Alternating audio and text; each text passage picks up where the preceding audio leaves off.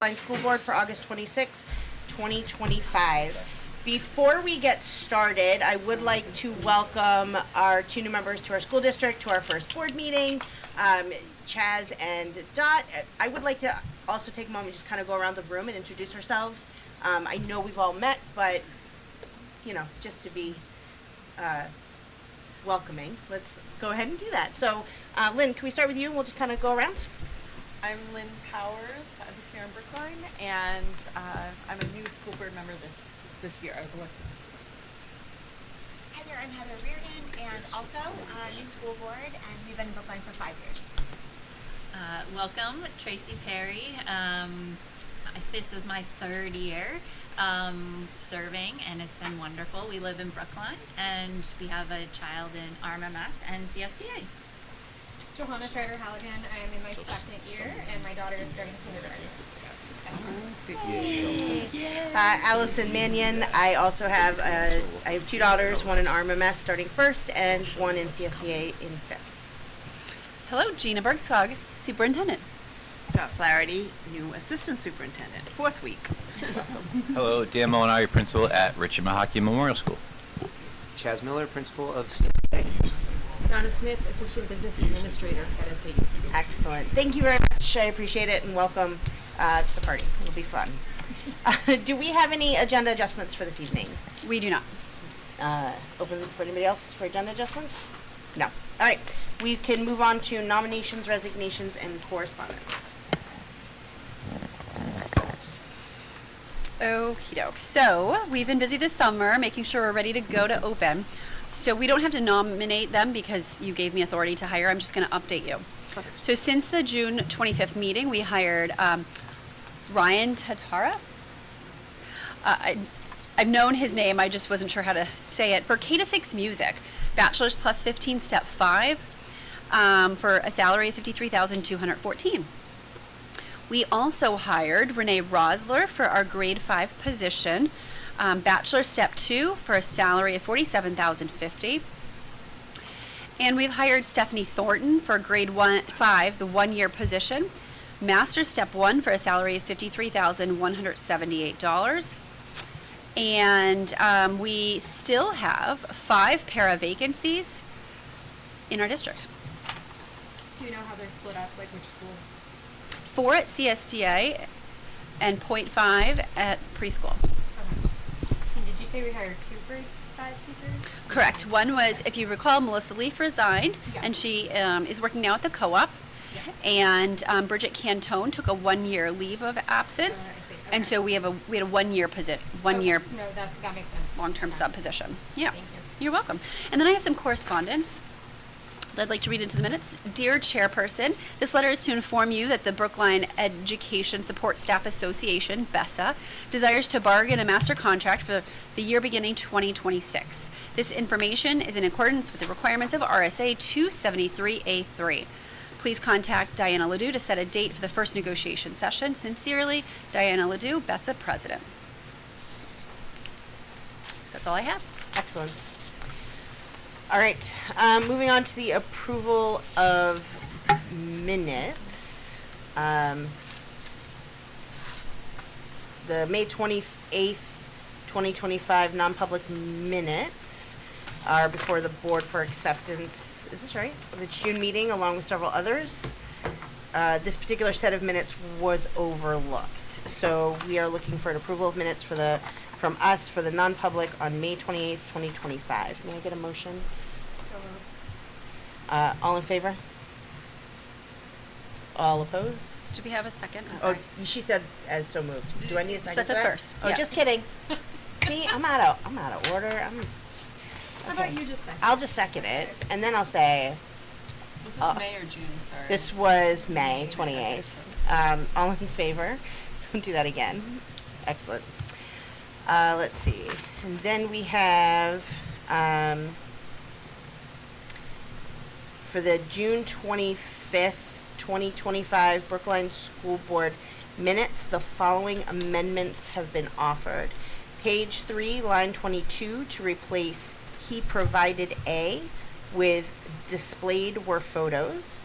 Page 7, line 17, insert R following there. Page 8, line 29, replace mine with 9. Page 12, line 35, correct the spelling of Berkskog. Page 13, line 9, replace of with if. Page 14, line 5, replace stated with state. Page 14, line 13, correct the spelling of want. May I have a motion to accept the minutes as amended? I'll make a motion to accept the minutes as amended. Can I get a second? Excellent. All in favor? All opposed? Abstained? Did you get that? Yep. All right. Excellent. Then we need to approve the minutes from the Brookline School Board public hearing on the Maintenance Expendable Trust from June 25th, 2025. May I get a motion to accept the minutes as presented? May I get a second? Excellent. All in favor? All opposed? Abstained? Yeah. All right, did you get that? All right. We also need to approve the minutes from June 25th, 2025 for the Brookline School Board public hearing for the retained fund balance. May I get a motion to accept the minutes as presented? I'll make a motion to accept the minutes as accepted. Excellent. May I get a second? All in favor? All opposed? Sorry. Abstained. I'm accepting. Excellent. And then lastly, we need to approve the minutes from the Brookline School Board public hearing for the Special Education Trust. May I get a motion to accept the minutes as presented? Motion to accept. Can I get a second? Excellent. All in favor? All opposed? Abstained. Excellent. All right. With that, I would like to welcome the New Hampshire School Board Association, who is here to work with our school board this evening. They've got a training for us, and I will turn the floor over to them. If you guys don't mind introducing yourselves, and if you need us to reintroduce ourselves again, we are happy to do so. Great, thank you very much, Allison. Good evening, everybody. My name is Barrett Christina. I'm the Executive Director of the New Hampshire School Boards Association. With me is Will Phillips, our staff attorney. Through Allison and Gina, we've been invited down to give a training on school board roles and responsibilities, and then I know Allison forwarded on some questions that I believe were submitted by the board ahead of time, so we'd have an opportunity to hear what's on your mind and impart some recommendations and advice, and hopefully answer questions along the way. I know I was down here in this room maybe not quite a year and a half ago for a similar training with a full joint board. I don't know who may have been there who on this board may have been there for that one. So at least 3 of you and a couple of newbies, if I'm not mistaken. Wonderful. So, we are using the technology. You're going to find that Will and I, when we do this roles and responsibilities training, we do probably 50 of these a year, I'm guessing, all across the state. We like it to be more of a conversation. It's not our job to sort of just talk through the slides and dictate to you what NHSBA says is the best role and the best responsibility of the school board. It's supposed to be an open conversation to hear what's on your mind and answer whatever questions that we can. So I know that there was a lot of stuff that Gina and Allison asked us to cover. Just roughly time, I forget where we landed on. 90 minutes. 90. Okay, perfect. We should be able to do that then. We'll try and be a little bit quicker, but as I always say, our time is your time. If you finish up a little quicker, fantastic. If it seems like it's running longer and you want us to come down, because I presume that you've got a full agenda tonight, we'll have to do a follow-up at any time as well too. So, anything to add, Will? I think that's pretty much about it. Well, we do have a list of questions that we received, and we were going to kind of defer those till the end. Yeah, we're going to try and get through the slides in maybe 30 or 40 minutes or so. That's pretty typical. 45 minutes is pretty typical. And then turn it over for the Q&A and address some of the topics that Gina and Allison asked us to discuss, and some of the questions that you submitted through Allison. How's that sound? Great. And as we're going, if there are questions about the slide or the topic that we're on, by all means, we're happy to entertain questions as we move along as well too. I'll add one more thing. There's a little package of slides at the end about meetings and so forth. We're probably not going to cover those unless somebody has questions or something like that. But just in the interest of time, thought we didn't keep them in the slide deck for you to look at. But Yep. Great, thank you, Will. So again, there's the slide index. I presume you all have either copies, either electronic or paper in front of you. Fantastic. So 3 core principles. When NHSBA is doing its roles and responsibilities training, we tend to advocate that there are 3 core principles that school boards should be mindful of when they're fulfilling their responsibilities of governing the school board. The first core principle is the purpose of school boards. RSA 189:1. Actually, I'll start out. RSA 189 is a long statute that talks about many duties and responsibilities of school boards. They've added onto that, the legislature has, the last number of years, so now it's become sort of a hodgepodge. But one of the opening statutes in RSA 189:1-8 talks about the purpose of school boards, and it says, "It shall be the duty of the school board to provide at district expense elementary and secondary education to all pupils who reside in the district." That's why school boards exist, to ensure that the students here in Brookline are receiving an education. Now, obviously, NHSBA understands that school boards have multiple constituencies, right? It's not just primarily it's going to be parents and students and staff members, but we also have taxpayers. There may be times when you've got to deal with the SAU board. There may be times when you've got to deal with the select board. You may have I don't know offhand if you have a budget committee, a municipal budget committee here in Brookline. But anyway, you've got lots of constituencies and lots of ideas on how to best fulfill that duty. And we certainly recognize that not every vote on a school board is going to be unanimous. Some votes are going to be 5-0. Some votes are going to be 3-2. That's the way it is. That's why we have multiple people on a board to discuss and flesh out and debate and discuss and deliberate and ultimately take a vote. We try to advocate when we're looking at fulfilling this duty. We're talking about this first core principle. If you've got a tough question before the board and you've got different constituencies having different ideas about it and you're not sure, is it going to cost too much money? Do we need to study it more? Always ask yourself, how does this action that the board is going to take impact kids? And is it going to have a positive influence on kids or a positive effect on kids?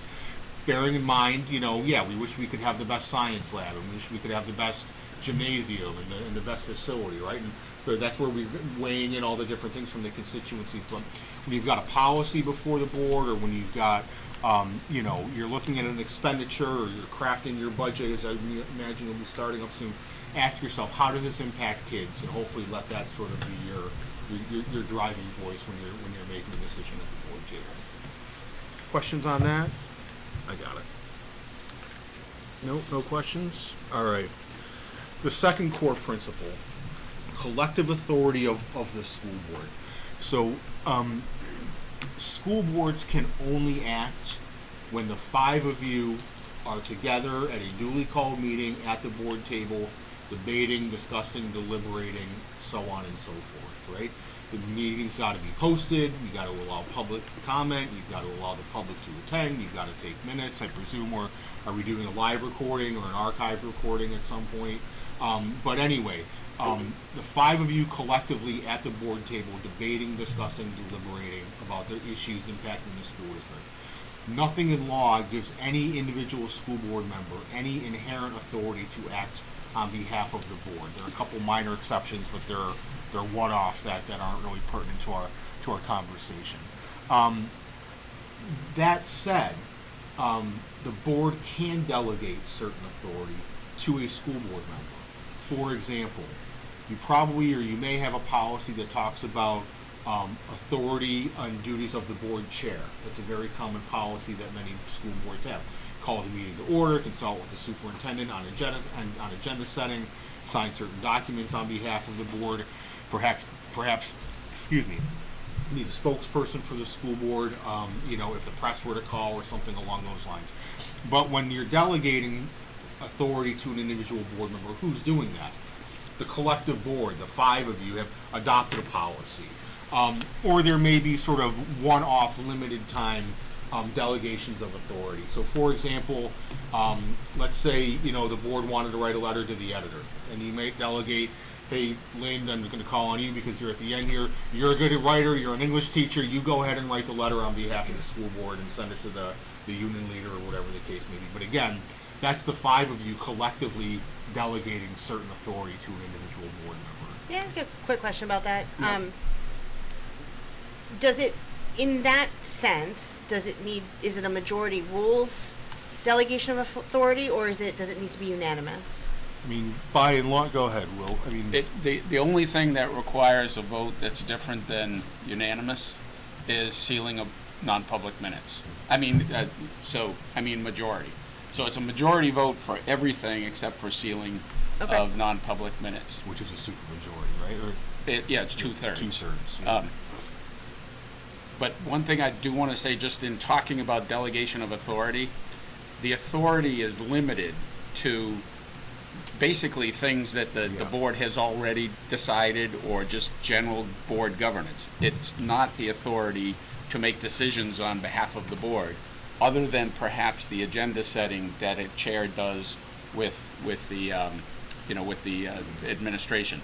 And that makes sense, because if you didn't have that kind of authority, then it would be only the superintendent who could make the agenda, or you'd have to have a meeting just to have it, meet to set the agenda. So you've delegated that sort of go-between with the administration to set your agenda meetings, but you can't delegate your decision-making authority. Understood. Thank you.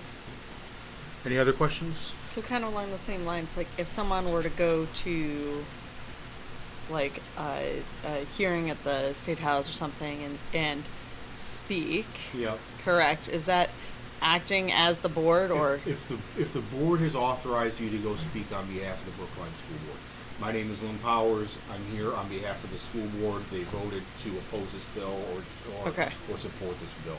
If absent that delegation of authority, you can certainly go as an individual. And this happens routinely at the State House. Okay. So I live there 50 hours a week from January Sure. through May. Oftentimes we'll come up and we'll say, I'm Lynn Powers, I'm on the Brookline School Board, I'm a school board member. However, I'm here speaking in my own capacity. my Understood. individual capacity. Okay, that makes That's sense. common, that's very common. Okay. Yeah, so we get one of the two. I'm here, I'm authorized by the such and such school board, or I'm here as an individual. Okay. Understood. Thank you.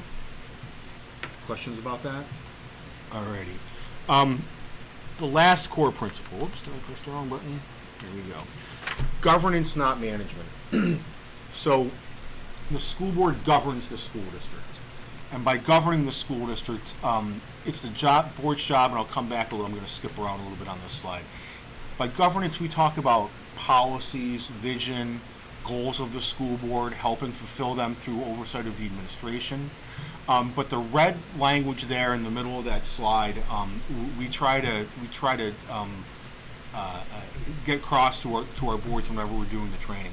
It's not the school board's job to run the schools, but rather to see that the schools are run well.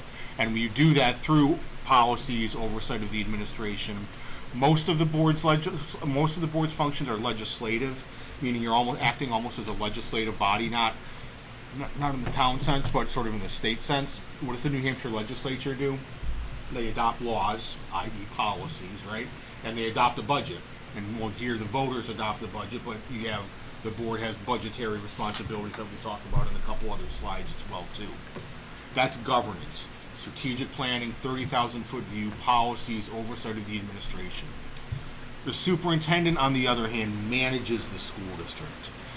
The superintendent implements the policies, visions, and goals of the board, manages all operations of the district and its schools, and the superintendent advises the board regarding legal obligations, practical considerations, policy, budget, so on and so forth. The way I differentiate this is that, how often does your board meet? Once every other week? Or once a month. So most boards typical, every other week or once a month, right? The superintendent is working every single, and I don't mean to say that your board work isn't coming, you do stuff on the nights and the weekends when you're not having meetings, but the superintendent, the management responsibilities, I see those as the day-to-day operations of the school district. Making sure the buses are running, making sure the boiler is working in the winter, making sure staff is on. Is that a running joke here or something? The boiler? Yes. That's my go-to example. That's my go-to example. And I always run into some school district where it's a sore issue or something like that. But It's better. anyway, the boiler working and that staff are on time and staff are behaving appropriately in accordance with policies and expectations and making sure your title money is being spent properly, making sure that the buses are running and so on and so forth. The day-to-day operations of the school, management, vision, policy, budget, so on and so forth, governance of the school district. Any questions about that? Alrighty. And I think it's Will's turn. Okay, so Did I go too far? no, Okay. that's good. So the next one, and notice that we're using the same line that was on the previous slide, is the hiring and the evaluation of superintendents. And of course, you're in a multi-district SAU, so that looks very different than it would if you were in a single district SAU. But it is the most important aspect of seeing that the district is run well. Through the multi-district SAU, you have to jump through a couple of hoops. But first, we've already covered that. But under 194C and another statute, school board is required to have a superintendent who's certified to do superintendent responsibilities, and the school board is the one that's charged with that hiring process. Interestingly, I've been using SAU 41 a little bit in the last few trainings that I've done because you're one of the only ones that really seem to have a succession plan sometimes. The hiring of a superintendent looks very different in every single SAU, not only because it's a different SAU, but also because sometimes your superintendent passes away. Or you fire your superintendent and you need one to come in next week or something like that. And then other times they give you a 2-year, I'm going to retire in 2 years, so start looking. I think that's kind of what happened here. And so you were fortunate enough to have a great candidate right in-house. The other part, though, a little trickier, is the oversight of the superintendent, which comes through communication, annual evaluation, policy adjustments. And then when you're finding that you're missing maybe information or data that you think is important for your decision making, you're providing this sort of, if not oversight, that sort of communication that comes in between superintendent and board. However, the board is required, every school board, including individual district within a multi-district SAU, is required to evaluate the superintendent. However, because it's multi-district, it's the joint board that establishes what that procedure looks like. Basically, we advocate that the process for an evaluation of a superintendent is a year-long process. You start off with identifying what the goals are for the district and the board, and then identifying what the goals are for the superintendent to help the district and the board advance those goals and meet those goals. And then during the course of the year, you're having periodic reviews of what the progress is, whether you've established benchmarks or measurable places and so forth. But you're meeting at least a couple of times during the year to review where the process is. And I think that one, the single district can do that somewhat independent from the SAU board, but it's part of what would feed into your board's review of the superintendent for the joint board. I mean, I don't know how yours works, but do you have a system in place from the SAU level for your evaluation? Okay. Yes. It's in policy. I bring that up, and Will and I touch on this slide a little bit heavily than we do some of the other ones whenever we do a training, only because in our experience, so many boards have a challenge with the superintendent evaluation. Either the system doesn't work, or the process doesn't work, or the rubric doesn't work, or it doesn't really line up with the goals that the SAU set. And when you get into a multi-district SAU, it can become even more complicated. You've got 3 districts here in SAU 41, but you look at SAU 16, which is Exeter and the surrounding towns. There's seven school boards trying to do a single evaluation for a superintendent. It's not always easy. So we just wanted to make sure that the SAU board is at least cognizant of that and is aware of whatever system that you're going to be using. And then just because it's SAU level, sometimes it's hard to remember that you too have your own function within that, and hopefully they align very well, but you do have the responsibility, the authority to set goals for yourself and align those with the superintendent as well. But I think okay. When you say that, you're saying we have the responsibility to set up succession planning and things for No, Oh, sorry. for the goal setting, Okay, and sorry. aligning the goals and finding, so the board has to identify for itself what Right. it can do to help advance those goals. Understood. And then work with the superintendent to figure out, what things are within the administration's purview to help do that. And also it's manageable too, because Brookline's goals may be different than Hollis's goals, may be different than the co-op's goals.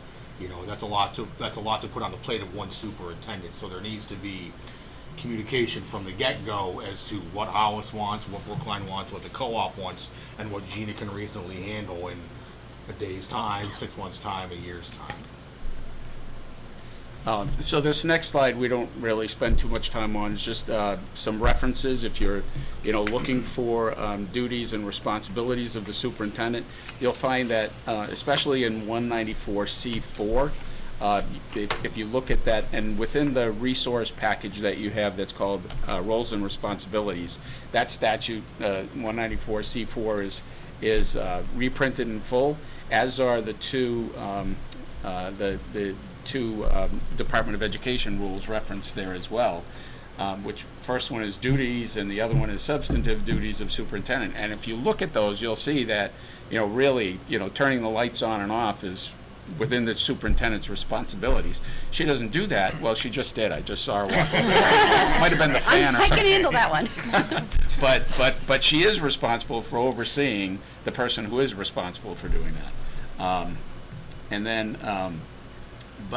The statute especially, you look at those buckets of responsibility and you can see that they're very broad. They touch every aspect of operating a school district, including those in a multi-district SAU. Because we're trying to rush through this, I'm skipping certain things, but one thing I did want to point out is within 30201, so ED 30201, ED just references the Department of Education regulation. So when you see that, you know where that's coming from. That's a New Hampshire Department of Education. But you see that it's the executive officer who performs all of the administrative and leadership services of the district. And here's the important one: as those services are further defined and directed by the governing body. So that's where the governing body comes in and provides the sort of framework within which the superintendent manages the school district. And then, of course, also subject to any applicable statutes and rules. This next item is also in your resource document. We don't really cover it here, but we like to include the slide just to talk about it, because if you look down on the far left column, you see pretty much every little area of what it takes to run a school district. And then the next two columns is sort of looking at what is the school board's function within that little bucket of responsibility, and then what is the superintendent or the administration's function within that bucket of responsibility. And so, for instance, with policy and decision making, the board develops and adopts, and then on the superintendent's side implements, monitors legal requirements, and I need glasses for these little things, and recommends policy needs and changes.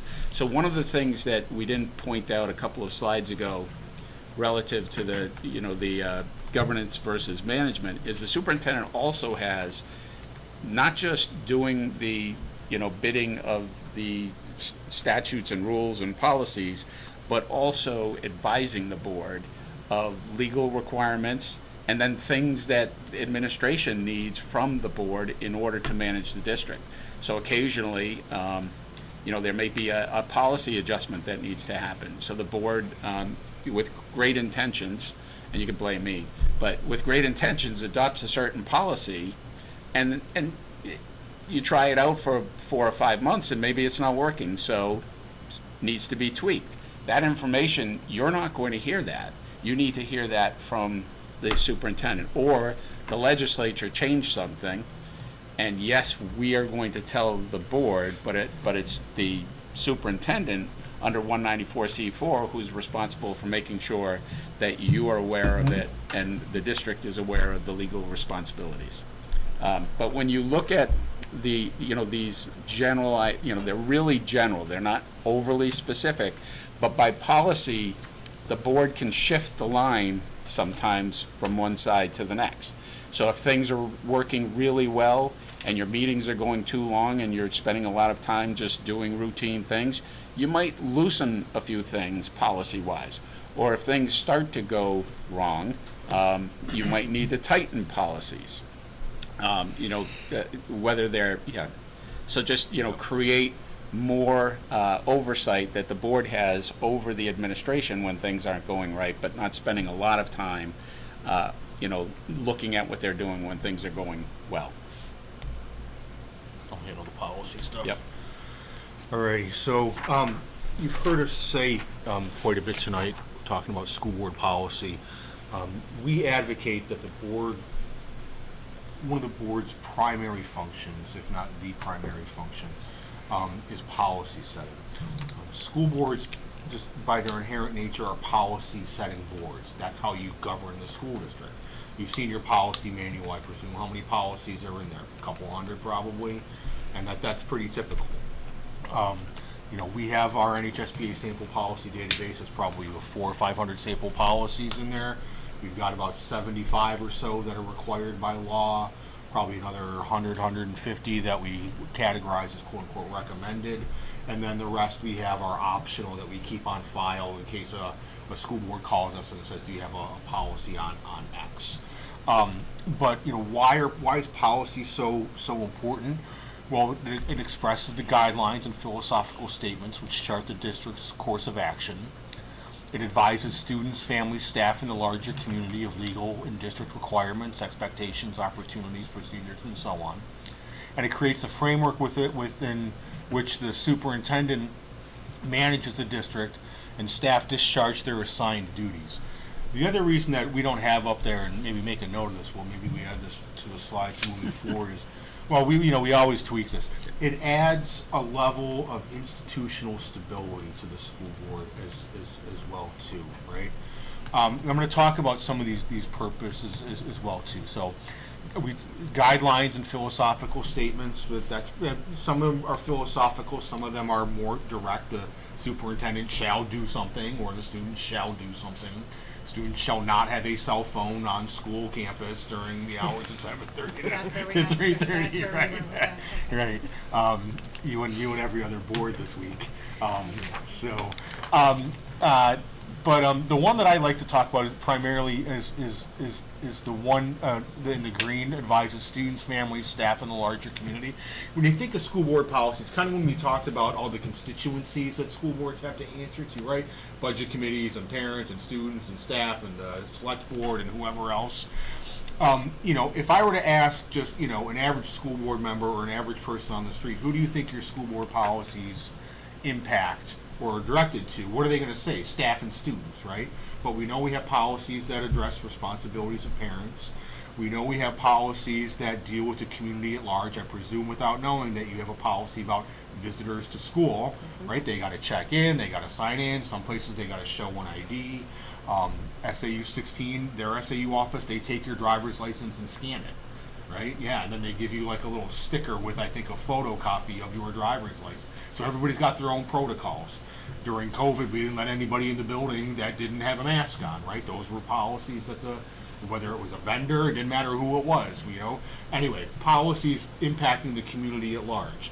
A lot of boards will have policies that talk about renting out space in the school, right? The town rec league rents out the basketball gym on Saturday mornings, or you rent out space for the garden club or the Bible club to come in on Saturdays or Friday afternoons or whatever the case may be. So your policies are not just impacting the people that are in this building 8 hours a day, 5 days a week. It's the community at large. The institutional stability. You K through 6 here at the school district, so you probably run into it. You're probably familiar with your policies KE and KEB, sort of the chain of communication policies. If a parent calls a school board member with a complaint about their second grade teacher, have you talked to the teacher? Have you talked to the principal? Have you talked to the superintendent, right? Why do we have those policies in there? One, it just makes sense to talk to the sort of lowest person possible who can resolve the issue first. But it also gives the board some cover by saying, it's not me, Lynn or Heather or Tracy saying, no parent, I'm not talking to you. We've had this policy on the books for 20 years that the board has decided that this is the chain of communication that we're going to follow. So it provides some, I don't want to say cover, but it provides institutional support for the board when you're making decisions. And if you don't like it, you change the policy then. That's well within the board's purview. Moving on, just in the interest of time, I'll touch on this real quick. Policies can come in two different ways. There's big P policy and little p policy.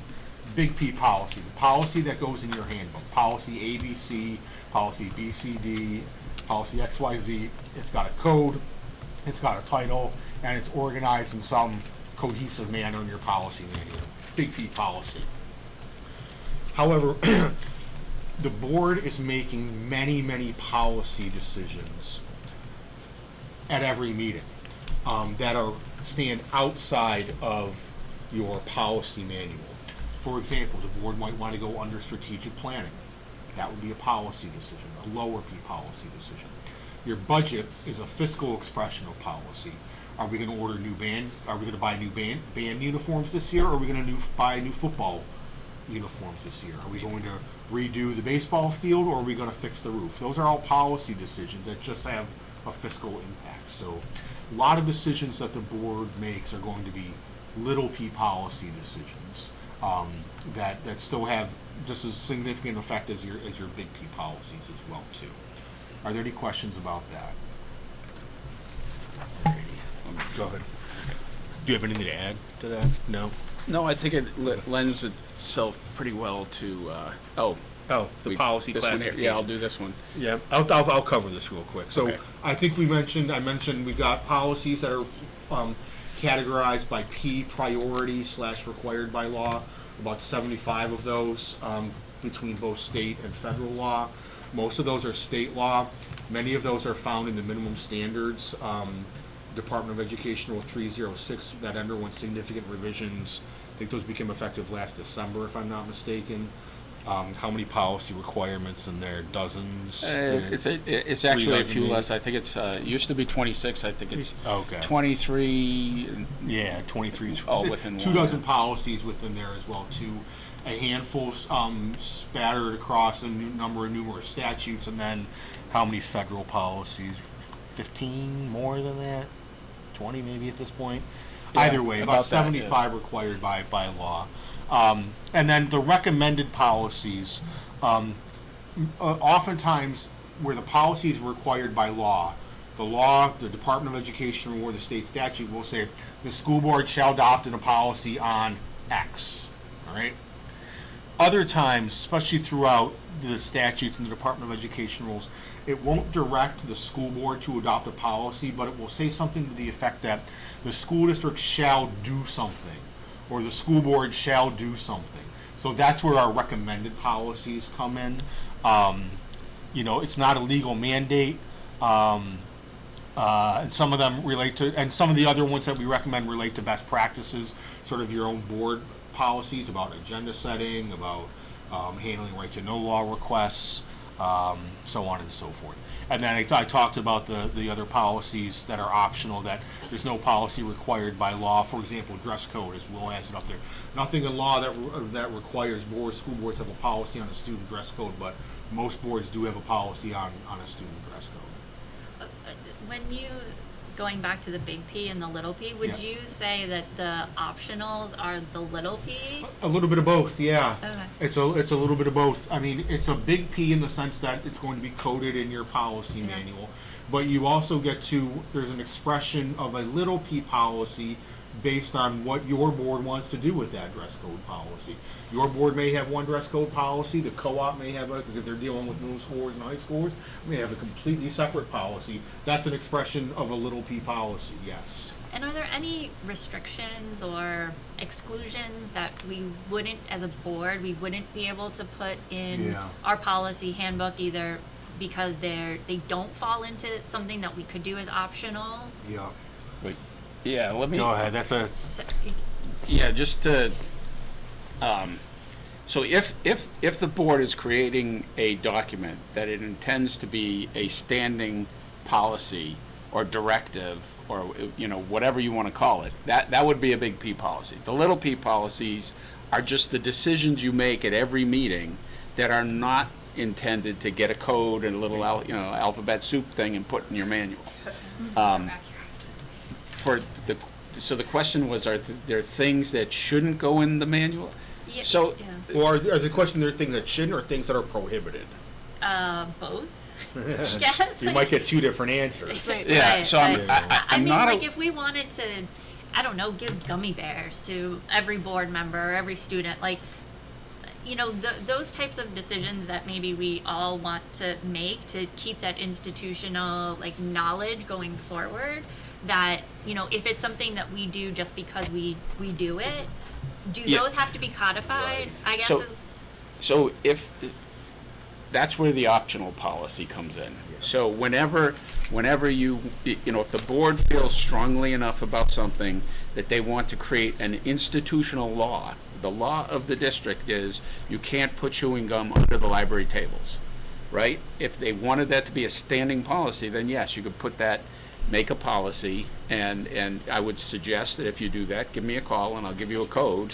Because if you do that, then if somebody else gives me a call and they want a chewing gum on the library table policy, I'll use the same code. And then if the statute, you know, the legislature says we need to have a policy on this, guess what? I'm going to use that exact same code so that those districts that have adopted a policy, they'll be forewarned about it. But yeah, so that the optional is just those things that you decide that there's not a legal mandate for or a legal prohibition, and there's not a requirement that you have a policy on it. Okay, I'm going to ask you to veer a little bit into some tricky territory, but I think this is an important question to ask. You know, currently there's lots of opinions, thoughts about education, funding, laws. We all have, right, thoughts about that. We all know there's a lot of conversations. If the school board was trying to decide if they needed to weigh in on that at any level, whether it's city, state, federal, how would you recommend creating a policy about how that would go forward? Like, is that something that we could do if that's what we needed to do? Do you want to talk about that now, or do you want to wait till we get through the? I don't think there's I don't think you create a policy. Yeah, you could, and I think I've seen in a couple of districts that they have a position for legislative, you know, here's what we need to do before we do this. Right. You know, and it's in some ways similar to like our delegate assembly, where the board is authorizing a position and you know, giving some flexibility to the person who has to deliver that position. But it's not required. I mean, you could do it as it comes up. Yeah, so relative to sort of legislative advocacy by the board, I know, Allison, we talked about that a little bit, and there may have been some disagreement among the board about whether or not to move forward with positions or not. I think we can safely say there was disagreement. I'm trying to be diplomatic. That's, you know, that was good of you. I'm trying to respect everybody's opinion about the matter too. Let's hold off on that till we get through the slides, because I think that may have been included in some of the questions that Allison that forwarded to us. I think it was. I believe so. don't recall. So, Okay. Does that work for you? That is fine. Yes. Yeah. I just think it's important for us to Yeah, address it because it absolutely. is a conversation that's ongoing Absolutely. for our board. So I'd Absolutely. like to hear it. Yeah. Any questions about like school board policy, XYZ policy manuals type of stuff? Though. There's one more piece. Oh, go ahead. Go. Let's go. The, One more the piece. last, Go ahead. the last piece in that little bottom, that little oval at the Oh, bottom. yeah, good. So Yeah. our policies, they're samples. You know, the lingo used to be model policies. I'd like to think they're models, but they're not. They're samples. They're places for, you know, we offer that for you to start looking at them. You know, make them fit your district. Be careful if it's a required policy or a recommended policy, especially. There's probably some legal attachment to that, some statute, some regulation. So, like, for instance, if you wanted to say, no, we don't want to ban cell phones, well, guess what? You might be able to define what a personal communication device is, but you cannot say that you can have cell phones during the school day, because the legislature said no. So, if you're going to tinker with a required or a recommended, just, you know, be careful that there are legal requirements. Either call me, I'll tell you yes, no, or your private counsel, or you can read the stuff, you know, the statutes, the regulations in our samples, you know, in our database, if you have access to the database, and you should, you know, the legal references are all embedded. Can I just say, I'm on the policy committee for this board. Your sample policies are lifesavers because it gives, if I was coming in looking at that and having to develop one, I would have no place to start. So I really personally appreciate the policy samples. So thank you for offering that because it does help us a lot in terms of making sure we're on the, we're doing things legally. Will does all of them. He does a fantastic job. So thank you so much for that because it really is very helpful for us. All right. Moving on. You want to do this one? Sure. Before we start, go ahead. Before we? Go ahead. Okay. I was just going to tell you to do an audit, please. Get an annual audit, please. I don't care what it costs. Just pay for an annual audit. Done. Yeah. Yeah. Okay, so, thing about budgets now, and there was a little bit of question, some of the questions had to do with your finance committee. This co-op has an official budget committee. I believe you have an advisory budget committee or a financial committee. We have a finance committee, which is advisory, yeah. Right. Yes, And but on the town level, they're elected on the town, right? They do both. Oh, yes, they do. Hollis has a budget committee, so they do Oh, town okay. and schools. And Brookline has a finance committee, right, which that's elected through town elections. They're not elected by on the school ballot. correct. So Right, it's the okay. same as a budget committee Oh, okay. in terms of elections. but there is a difference. So, but and a unofficial budget committee, so that is an advisory budget committee. They're just that. They're advisory, and they look very different in every school district. Some advisory budget committees, if you go back far enough, there was actually you might find in your town, your town annual reports in 1942, there was a warrant article to create this budget committee. And if that's the case, it gets a little murkier, so we can't really address it too much. However, what's important is it's the school board, unless you have an official budget committee, it's the school board that has the responsibility for proposing a budget to the voters at your annual meeting. But what is a budget? I mean, first of all, it's educated guesses as to how much things are going to cost 18 months after the time you're actually preparing the budget, or how much money you're going to get or maybe not get from the federal government 18 months from now. And so that's one part, but it's really about policy making. It's much of your budget, the vast majority of your budget is controlled by contracts, legal requirements, etc. But those other parts of the budget where there's some discretion, that's within the board's purview. Not only in the proposing of the budget, obviously the voters can tinker with the budget before it gets voted on, and it might go down, it might pass. Are you SB2? Yes. Okay. So and if it goes down, then you have a default budget. But once the budget is passed, you're back to policy making, because even if, let's say you're at the, the annual meeting or, deliberative session, somebody moves, I want to increase the budget by 100,000 because I want, full-time world languages teacher added to the, curriculum. And you've tried that before, and guess what? It doesn't work very well, whatever it is. During the year, you don't have to spend the money on that. You don't have to spend the money at all. You can spend the money on the roof that caved in that you didn't know was going to cave in. Those are decisions that the board gets to make, with the advice of the administration, but those are things that the board decides. Those are policy decisions. But the other thing that, and one of the only reasons I left budget in here, because budget is fiscal expression of policy. That's what it is. So is the spending of the money. But more importantly, at the very end of this offers a little bit, a couple of these places offer a little bit about how, by policy, you can sort of change how management is working. So first one, how do you provide oversight of fiscal expression? Of fiscal matters. One is through your manifest review.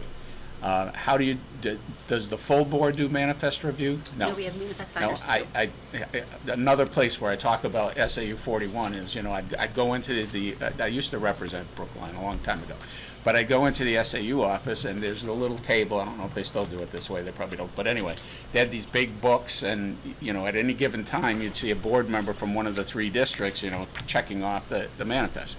But let's say things started to go sour, and money wasn't working the way the board expected it to.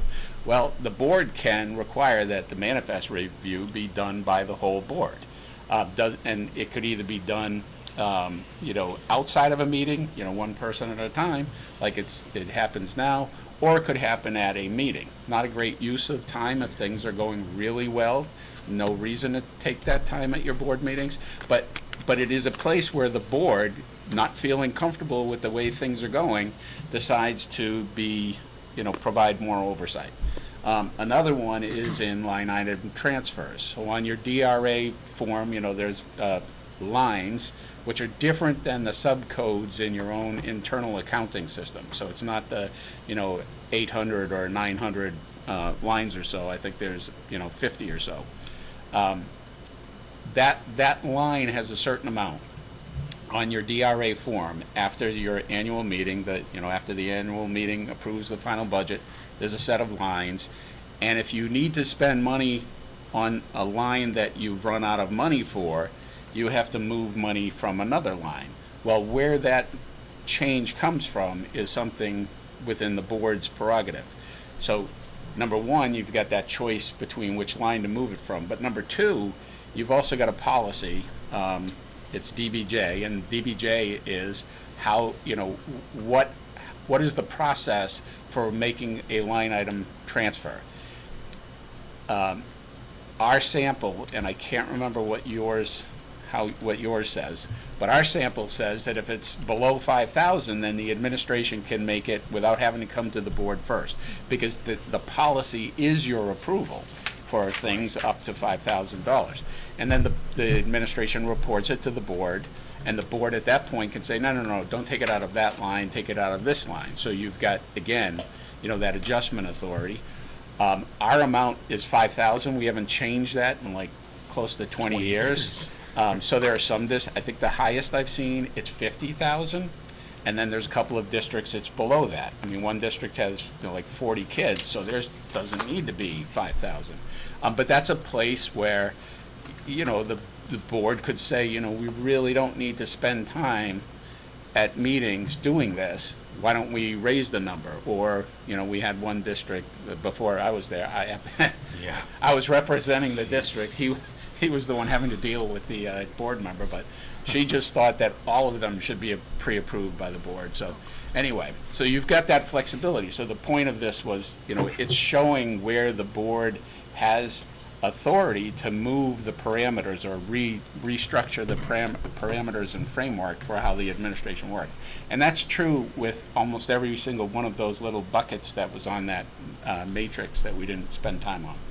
Sorry, I just have one quick question. So going back to the manifest review, you're saying like if it's not going well, would the board just say we all want to review for X amount of time, and then if they felt things were getting back on track, could we then like remove the entire board and go back to just the 2 signers? Like how does that? Why is it everyone's staring at me? So, okay. I mean, I see where you're going. I don't know. Yeah, you're just asking what would be the other option. Yeah, like what? Yeah. I guess I'm just saying, like, if the board chooses to have the entire board review the manifest, that doesn't have to stay that way, right? If at some point the board decides that it's starting to stabilize, We can make our own policy. we can then kind of reverse the policy or change. That's what I'm asking. There is a placeholder policy for manifest. I Okay. don't know that you have it, and it's not. Ours is not overly descriptive because there's so many different ways that districts do it, and anytime we do something, people think they need to change what they do, and they don't, because the only thing the statute says is the treasurer shall pay out money approved by the board or by at least 2 members of the board who have been authorized by the board to give that approval. Okay. That's all it says. So whether it's all 5 of you or 2 of you, or in between that number, but there's also it's in the town statutes that specifically accepts manifest review outside of, you don't need to do it at a public meeting, as long as a quorum of you aren't present. Okay. The real thing too with, the line item transfer stuff is important. And generally, you're not going to be running into a lot of those. I'm sorry, the manifest. The manifest reviews, by and large, your hope are going to be fine. The line item transfers should be minimal, a few a year. The classic example is you have a high needs special education student move in and there goes your budget. Or the second one, you budgeted to plow the driveway 10 times and it snowed 20 times this year, right? But the reason why not joking about doing an annual audit every year, if there are discrepancies or problems or red flags, Plodzik and Sanderson, the auditing company that does probably 90% of the school districts in the state, they're going to flag it. They're going to catch it, and they will present a report back to the board and the superintendent, and then you have an honest conversation about that. Is it the person in the position? Do we need new controls? Is it why are we having these red flags from the auditor? And that's where your real discussion is going to have to be. It might be the person, might be you need a new person. It might just be shoring up some policies and some internal controls. Okay. Where are we? I'll handle this one. Let's try and zip through in the next 10-15 minutes. We may not get to all the slides because we've been at it about 45 minutes or so, and I want to leave time for the Q&A and then the open conversation. So We just want to do the quasi-judicial stuff. in elementary school. Okay. Yeah. Let me ask you this before we move on. Do you have any student discipline hearings in this building? We could. Good. I mean, Okay. we haven't, but we could. Okay. No, I think the bigger one is manifest and also The- staff. Yeah, okay, right, okay. So I wanted to get that just so Will and I can try to plan out the next 10 minutes or so. Another primary role and responsibility that NHSBA advocates our members undertake is strategic planning. The law itself doesn't say strategic planning, but the Department of Education rule that's cited on the slide talks about imposing a duty on school boards to, quote, develop long-range plans and identify measurable and attainable short-term objectives. We kind of just use that phrase as strategic planning generically. Some boards do strategic planning, some boards do annual goal setting. There might be a middle ground that I think is reasonable as well too. Why is strategic planning so important? Well, it assists boards with personnel planning, instructional planning, other resources such as capitals, maintenance, so on and so forth, paths to accomplish board priorities, efficient meetings. Kind of depends on what your district, where your district is, and where you want to see it. One example that I like to use relative to why strategic planning is so important. This was about 10 years ago, but I think it still holds true. This district was undergoing strategic planning. and they open it up to the community. If you want to be part of the strategic planning, we'll find space for you on a subcommittee within the strategic planning. So they had a facilities committee, a technologies committee, an instructional committee, whatever else, right? So the technology committee was like, we want the latest, greatest internet and the latest, greatest computers and the smart boards and, make it look like like the space shuttle was taking off inside our science lab.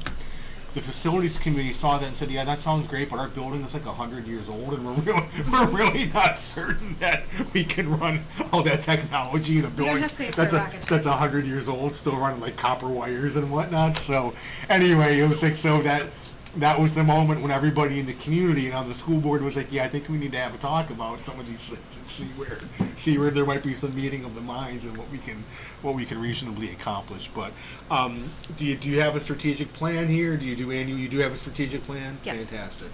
And are there goals sort of tied into that for the board and for you and for Yes, working yes, towards and yes. them? Yeah. So the board writes goals as we do budget preparation. So that's like a year in advance. Yep. There are goals presented to me as a superintendent. Yep. And the buildings present goals to the board Yeah. for their work for the year and how Yeah. they're going to meet those Fantastic. goals. Great. Sounds good. We can move on. You wanna do I'm this just one? gonna, yeah, I'll just Yeah, do go ahead. one piece, one takeaway from this. Okay, so communication, very important. We kind of really learned that during COVID. And one thing that really struck me during COVID were the districts that had communication plans in place before COVID handled a lot of the discord better than the districts that didn't have one. And so we created a sample policy, e.g., that is intended to help boards, like, what do you need to consider in doing a comprehensive plan? How do you communicate with the elderly residents who don't use smartphones, don't use computers? They still get newspapers or go down to the town hall and look at the bulletin board out there. So you've got to figure out how to communicate with the various constituencies. How much resources does it take to do that? Who's speaking on behalf of the district? Usually that's going to be the administration. The board might have a different approach to that. Who's responsible for communication in a crisis? That's usually built into your crisis plan, but it might boggle your mind a little bit, but the person who's responsible for managing the crisis isn't the person who should be communicating, because they're trying to manage the crisis, not let everybody know what's going on. So anyway, if you don't have a comprehensive plan that you review annually or at least every other year, I think it's an undertaking that every board should have. Collective bargaining, the only thing that I'm going to say about that is be mindful of who you have on your collective bargaining team. I think Dan over there can probably remember a situation where that was very important, very problematic at one point. No, you want your team. You don't want your team to be an echo chamber. It's just everybody just agrees. If you've got different viewpoints on your board, then great. You want to introduce those. However, if you have a very strong majority on your board, on your negotiating team, be careful about how the folks you're putting on there, because basically a voice can become a veto. So you might have heard that as a board member you don't lose your rights of free expression. Collective bargaining is one of those places where you do. So if you're on the team and you negotiate a contract or a tentative agreement, as a team member, you are required to advocate for that passage of that contract and to vote for it.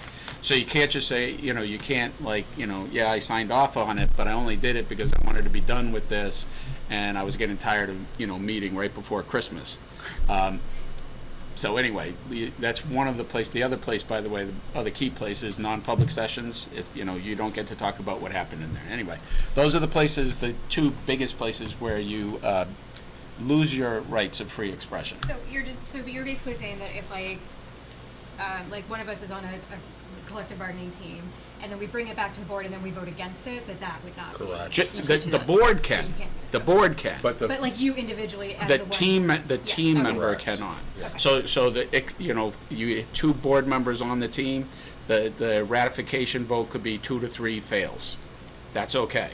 But the 2 that voted for it have to be the team Two that members. never Yeah. fails. Okay. And that's true at the deliberative session as well. Yep. So if somebody says, hey, why did you do this? Well, because this is a great thing. Here's the reasons why we did it. I mean, you probably have reasons why you did it.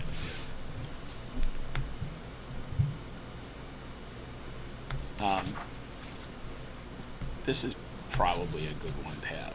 okay, go ahead. Okay. Yeah, I just want to be mindful. Yep, and I'll just wrap quasi-judicial into it. Okay, so as board members, new ones, I don't know if you've already received calls and emails from people complaining about either a teacher or another student, but this is one of the hardest places to be a board member, because you ran for the board probably because you wanted to be helpful and you wanted to help the students and you wanted to support the schools. But you remember going back to that I think it was the second slide, you don't have any individual authority. You can't solve someone's problem. And you can make it worse or make it harder to solve the problem by over-involving yourself. So what you can do, there's two ways that you can help that person who reaches out to you. One is to give them the right roadmap. KEB is sort of the generic, things aren't going well kind of thing, but in today's world we have very specific types of complaints. So bullying, that's a very common one that board members will hear from first, because they're the hardest to identify and they're the hardest to sort of solve. So they tend to just percolate. But that your policy is going to be JICK, I'm pretty sure that's what it is. Know that policy, just know what the code is, because when that person calls you, you can say, well, the best place to start is talking to the teacher. Probably by that time they've already done that, but if you can point them to JICK, that lays out the roadmap, the process for them to follow after they've talked to the teacher, or maybe after they've talked to the teacher a few times and it hasn't worked. But that process can be important for them to actually get the correct resolution. Similarly, there's a couple of others, important ones, staff concerns. So when staff are calling you and complaining, you have a policy about that too, GBK, that says here's what you're supposed to do. You don't call me. That's a no-go. You go through GBK and go through the chain of command, so to speak. But if you have a collection of anti-discrimination policies that are different than ours. I think they're provided by your legal counsel. So some of these codes might not match exactly. Like I don't think you have an ACAC. I think you have ACAA and ACAB. But knowing what the codes are can be helpful to the person. So you knowing the codes and being able to say you want to go look for this policy, and also how to get to the policy on your website. It's a little tricky, so maybe the best way to do that is say, go to the SAU or go to the school and get a copy of the policy. And then the second way to help in that situation, whether it's a complaint about a student or a staff member, is to facilitate oversight by the administration without getting over-involved. So finding out just enough information to pass that along to a senior administrator. I'm not sure if that would be the superintendent in this district. Some of the multi-district SAUs, I don't know if the assistant superintendent is in charge of, one of the districts. No. Okay, so everything goes to the superintendent, and the reason for that is she can make sure that the people below her are aware. So maybe it's percolated to the extent that the beef is with, complaining about, something, and it's already gone to the principal, but she needs to make sure that the principal is aware that he's got to take care of this. But it might also be that it's not even at that stage yet, but he still has to be aware Right. that it's going, that somebody needs to be addressing that. So all you need is enough information to be able to pass that along. So what's the name of the person? What's the name of, where did it happen? Whatever it is. What you don't need to do is go any further than that. You don't need to know, did anyone see it? Have they had problems in the past? Whatever. All of those, that's investigation.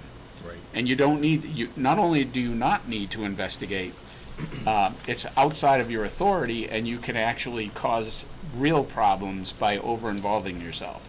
I had a school board once that entertained a complaint from a parent without telling the teacher, without going through the process.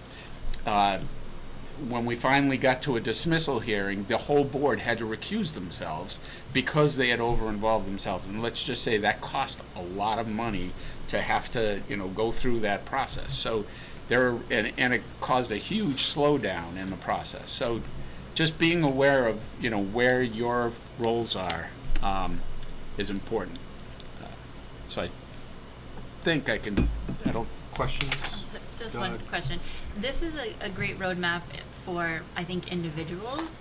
If you're hearing from, half a dozen people, That's- how do we So- then collect those and pass those along? So when you get let's say you get a phone call or an email from a constituent, and heck, it's a small community. I presume a lot of you have kids in the district, which is why you ran for school board. I know how this works a little bit. I've done this for a while. You know the parents, you know the teachers, you've been on the PTA, right? I know how this works. So what I say is, you get a call from Mrs. Smith or an email, and you take the call because it's your neighbor or you grew up together, the kids are friends, whatever, complaining about the second grade teacher. You encourage them, work through the process. You shoot Gina an email, and you say, hey Gina, Mrs. Smith, some issue in the second grade classroom, I don't know what it is, but she may be calling you or the principal to talk about it. Okay, fine. So, and let's say you tell Mrs. Smith, I'm going to pass this on to the building level principal. Well, if a week goes by and the principal or Gina or nobody else has reached out to Mrs. Smith, they're going to call you back and tell you about it, right? So then you say, Gina, you told me somebody was going to get back to Mrs. Smith a week ago. Now she's pretty pissed off because nobody's gotten in touch with her, right? So that leads back to your sort of oversight and evaluation of the superintendent. That's scenario one, right? It's a one-off, whatever, something happened, who knows, right? Second scenario, you get a call from Mrs. Smith about something going on in the second grade classroom, right? You pass it on, right? And the next day you get a call from Mrs. Jones about the same second grade classroom teacher.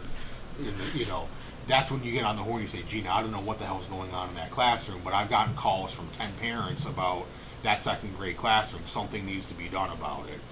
And Gina, it kind of puts the administration in a tough spot because, again, they can't, you're going to want to report back. The board is going to want to know, or even you as an individual board member, what was going on, what happened, is it resolved, this, that, and the other thing. But Gina also has the responsibility to maintain some level of staff confidentiality in terms of discipline or evaluation or things of that. So there's a real balance there, right? So, the first scenario, one, presume it was taken care of. If not, the parents probably reach back out to you. If it's 6 in a week about the same classroom, then you've got a problem. But really, there's not much the board can do about that quote-unquote problem. Right, just pass it along. The statute, the 194C4 that Will mentioned that's in your packet that lists out all the responsibilities of the superintendent, it says the oversight, management, and evaluation of staff members. It's as clear as day that falls within the superintendent's purview, and the board doesn't have any input or say relative to that. Excuse me. I guess the extra piece on that is, one of the frustrating parts about being a board member is the fact that, you're hearing about a problem, but you really can't be involved in the solution of it. However, I think a third part of what you were asking was when maybe it's not all at once. It's like happening over a period of time. Here and there, yeah. So over the 3-year period that, your term, you hear complaints about this teacher the first year, and then you hear similar ones the second year. And then, like, you're hearing them the third year. It's like, do we have an evaluation problem here? I mean, are we taking care of these things? Because we should not be hearing about the same types of problems from the same teacher year after year. Those kids move up, presumably. And so it should be the next year if it's the kid's problem or, that type of thing. So it's, the information that you obtain in the aggregate is really where you're providing the oversight and evaluation. And then, because we want to move into your questions, all of that part, those things, when we asked about the hearing, when you have hearings, school board's function is completely different. It's no longer a legislative making body. It's not a policy body. It is now a judge and jury over somebody's issue, whether it's a discipline issue or a manifest hardship case. If you have a request from a student to go to a different school or school district, in that case, the board is the judge and the jury over that case. And you think about that. So that's due process. What are the two things you think about most when you're okay? What do I want when I have my interest at stake? I want a fair and impartial judge, and I want to be able to hear and challenge the evidence that's being used in my case. And that's why board members can't be involved in sort of investigating. Yes, you're going to know about things. You're going to know about things simply because you're active in your community. You have kids in the school, so you're going to hear passively information. You might have even been the board member who took the original complaint. That's okay. What you can't do is actively look for the information. All right, with that, we're going to skip the rest of the slides just in the interest of time. If you have questions about them, when you go home tonight and read through them, follow up with Gina or Allison. I've got two sets of questions here. One I think was submitted by maybe a number of you, and then the other one that I have, Tracy, I believe you emailed Allison maybe 2 weeks or so again. I'm going to touch those first because I think we covered a lot of those tonight. I think some of those were part of the conversation that we had tonight, and I think we may have answered some of them. So I'm going to start on sort of backwards from the way you submitted them. Budgeting and fiscal policy, what is the appropriate legal role of the Brookline Finance Committee in budget development and warrant preparation, given that it's not a budget committee? I think we thought, are you clear on that now? Policies, how are the required by law policies different than other legal mandates or recommended policies? Clear on that. If the state leaves specifics to the required by law policies to local boards, how are those specifics incorporated? Can you expand on that a little bit? There was something in policy or something where it had said, there's language that is mandated, but some of the specifics in the policy could be dictated by the school board. Yep. I don't have a great example. Yeah, no, I know what you're saying. So do you want to answer, like, in some situations, the law may say you have to have these three things in your policy, but does that mean you can only have those three things, or does the board have some discretion to add so long as those three things are included? Right. Is that a fair way? Yeah, I think, not to bring up a bad topic, but like the cell phone thing, right? If there's any part of that, if we know that any part of that can be edited, Yeah. Do you want to? Sure. So the cell phone one is probably an easy, number one, it does lend itself to that question pretty well. So when you read that provision, it's really not overly extensive. And to hear from the folks who had to sit through the legislative discussions, they purposefully did not define what is covered by it, other than, they talked about cell phones, but that's not the word they used. They used personal communication device. Your watch, my laptop is my personal communication device. So there are pieces in there that are very clear. Cell phones banned, bell to bell. What about personal laptops? what about personal laptops that, you know, have the ability to have a hotspot off of something? You know, so there might be some wiggle room in there.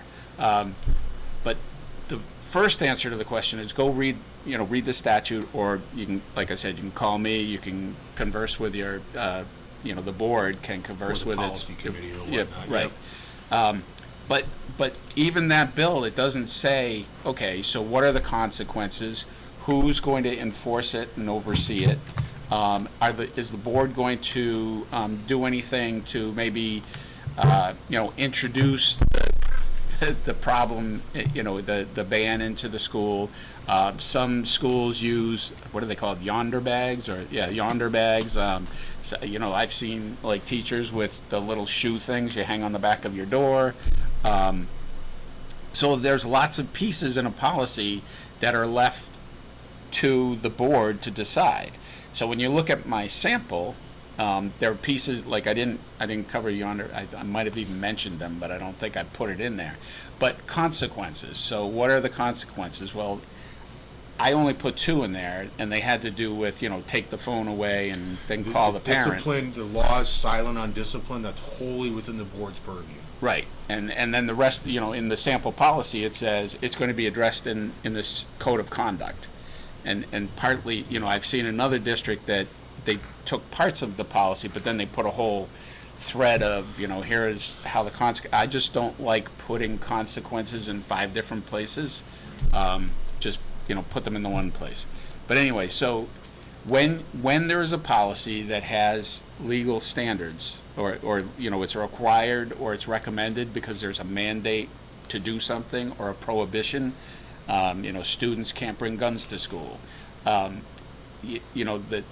policy is going to have a legal reference, and you look at that and see where the wiggle room is. So one of the hardest ones in the student code of conduct, actually in the student due process thing, is trying to figure out what happens when the student brings a gun to school. Because there's state statutes and there's federal statutes, and they're not really clean. So you have to be expelled for a year, but maybe there's some way to, adjust that. And so some of them are confusing, some of them aren't. If you have questions about specific parts of, one of those types of policies, give me a call. Can I just ask a question, and just please go with me, it's just totally hypothetical, just to understand the process, right? So obviously, let's say like the state left it really gray, which gives us the ability as a board, right, to put put some real definition around it, make it our own, right? Let's say that a school system just adopts it, but doesn't actually enforce it. Does that just leave us up to being sued? Is that how it works? How does that work? I just was wondering, just in general, Yeah, that's that's been that's been a question a lot of us have been asking the last couple of months. I don't know if you may or may not be aware. I think it was just sent to superintendents. Commissioner Davis sent out an email. Was that last week or just Monday, Gina, saying that the department is going to be collecting school board cell phone policies? Did you see that email? Yep. Oh, so Yeah. that's how they're... So I don't know what they plan on doing with them. I know that the commissioner and the governor met a couple weeks ago, trying to get a status of where school boards were with adopting the policies. There's been a But series. even in general, Yeah, I don't want to I don't say think that I'm there's- I mean, against it or I don't- for it. Yeah. I'm not. I'm just they're saying not gonna more in withhold terms of adequacy. talking about a policy Yeah. in general that the state has put in play. I just wanted to better understand So how that piece works, I guess. Yeah. So there are some things, especially if they're tied to money, Sure. that they're audited. So, Okay. I don't know if you've seen this big book called DAF, Policy DAF, which is Federal Grant Management. It's about 20 pages long, and it's It's a policy that's 20 pages it's long, very so- procedure Yes. heavy. And that policy was written, because maybe the DOE didn't do something, and so they looked to us, and so we created this policy. Worked very well with DOE in doing it. But what happens now is if they come down to do an audit, a federal grant audit, the very first thing they do is, do you have these 12 policies? Okay. And they check them, and if you don't, then they say, well, are you members of NHSBA? And if so, did I get that wrong? Yeah. I did. Sorry, It's only been 8 I've been years. writing acronyms all day. Sorry, but yeah, never mind. SBA. There we go. There we go. So, contact us and get our current policy. But for a lot of policies, they aren't. But then there may be policies that create individual rights. So you're required to have this policy, and if you don't have this policy, and something happens that the statute or the policy was intended to, help prevent or correct, then you might have liability. Yeah. But then there are other ones. So the public comment statute. So you're required to give 30 minutes of public comment at your board meetings. And when I wrote the policy to address that, one superintendent said, "Well, what if we don't do it?" And I'm like, "Well, somebody might, complain about that, and then they'll put a penalty into the statute." Well, what if nobody complains? And I'm like, "Thank you very much. Okay, I'm still going to write the policy, and I'm still going to say it's required." But for the most part, there is not somebody doesn't come down from the state and ding you when you don't have. They used to do certain policy. The department 15 years ago Long used to time do ago. policy audits. They had a couple they were, I don't know if they were DOE staff or contractors, mostly retired superintendents. That because I think the law still says that they're going to be audited every 5 or 10 years, but they haven't funded those positions in 15 years. So they would send these people out and go through your policy manual and do the checklist of all the policies that were required by law, all the policies that were in. And at that point, it was more a compliance issue. The state wasn't like suing them. It was more like, you're deficient with these 10 policies, call Barrett or Will and make sure you get them on the books, that kind of thing. Okay. Yep. That's helpful. I just Yeah. new stuff. Yep. So. Yep. I will share that it comes up a lot when we have a federal grant audit. Yeah. A part the of federal it is, grants, you got to be on top of all. yeah. 100%. But now the list of policies that we have to demonstrate, it's like, how is this exactly related to, to grants? But that's where they ding us, and then if we don't have something, you'll be notified that we're deficient. Yeah. And it's so if somebody contacts me and says they were, especially in the federal grant things, first thing is, do you have the current version of the policy? Because it's called the Uniform Grant Guidance, and they tinker with it, from time to time. Do you have the current one? And then the other ones, I think that Gina was talking about, there's one, you have to have the tobacco one, and you have to have the drug-free workplace one, and you have to have I don't know this, can't remember some of the other ones, but they're all listed, and they're all in our manual and so forth. A couple more questions from you, Tracy. How do we determine which laws are eligible for community-aligned additions and which are not? I don't know what you I mean think by that one. You got So that the covered? other thing, yeah. All right. Who's responsible for staying up to date on legal changes affecting policies? Superintendent. Statute says the superintendent is responsible for advising the board relative to its legal obligations. So, and we send out the policy updates that I presume some of you get, everybody gets, at least twice a year, and often more frequently now. 5 times the last of the 2 volume. years. Their favorite part of policy meeting is discussing whether or not you sent out an update. We enjoy discussing that at policy meeting. And then, can boards adopt fiscal policies in addition to those required by law? I presume so. I don't see why not. Fiscal policy? Fiscal policies, No. yeah. Yes. And some of the other ones that are going to be a little bit more easy for me, just to kind of to go right through. What is the process for a school board to set the district's vision and goals? So you've got strategic planning. You sort of emanate goals from that. A lot of boards will do an annual retreat. It is a public meeting.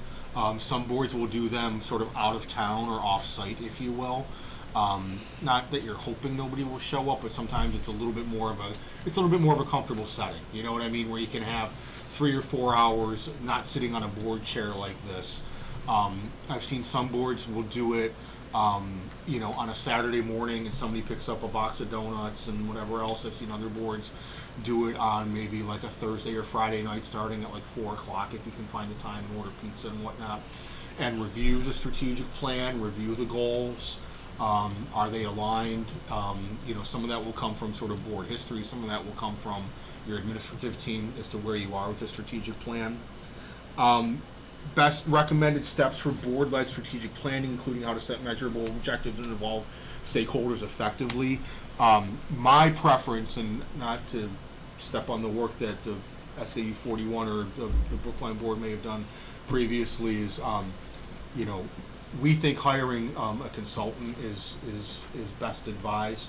I say that, one, as a salesman, we provide strategic planning services, but two, even if you know, I tell boards all the time, you know, if you're putting out an RFP or you're talking to me about that, we'd love if you went with us. If you didn't, we think hiring an independent outside person to help facilitate, especially if you want community involvement, where I talked about, you're going to have 4 or 5 different committees of technology, facilities, and not just the 5 of you. It helps bring in a consultant. I've seen boards do it both ways. I've seen boards have said, nope, we kind of want to do this in 6 months, so we're going to keep it within the board, but we'll send out some online surveys and emails to parents and whatnot. And I've seen other boards, that say, no, we're going to, if you're from our community and you want to be a part of this, we'll find a spot for you on one of the committees, and everything in between. Can I chime in? Go ahead. Oh, sorry. Yeah. Just even if you decide to do it in-house, whether it's a strategic plan or just long-term goal setting, etc., those all happen at meetings. Those are all public meetings. And then relative to the surveys, you have to, and one of the reasons consultants can be very helpful is, for the most part, they're mindful of what happens to the survey once somebody turns it in. Yeah. So if you do a survey question that says, what don't you like about the district, you're going to get somebody complaining about a teacher.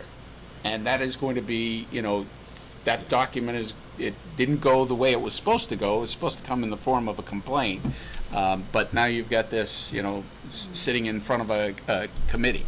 So it's just, you know, handling the public and the responsibility to be transparent and so forth is kind of a, you know, hard thing to manage. All right.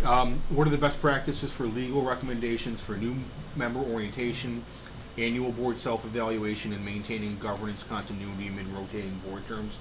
Good question. The new board member orientation, I've got bad news for you, Gina. I was at a conference in March or April, and I went to a session about with a board chair and a superintendent in a large size school district for New Hampshire. I think it was about 4,000 or 5,000 students, and they talked about their onboarding process, and there's going to be some things I'm going to recommend in the spring.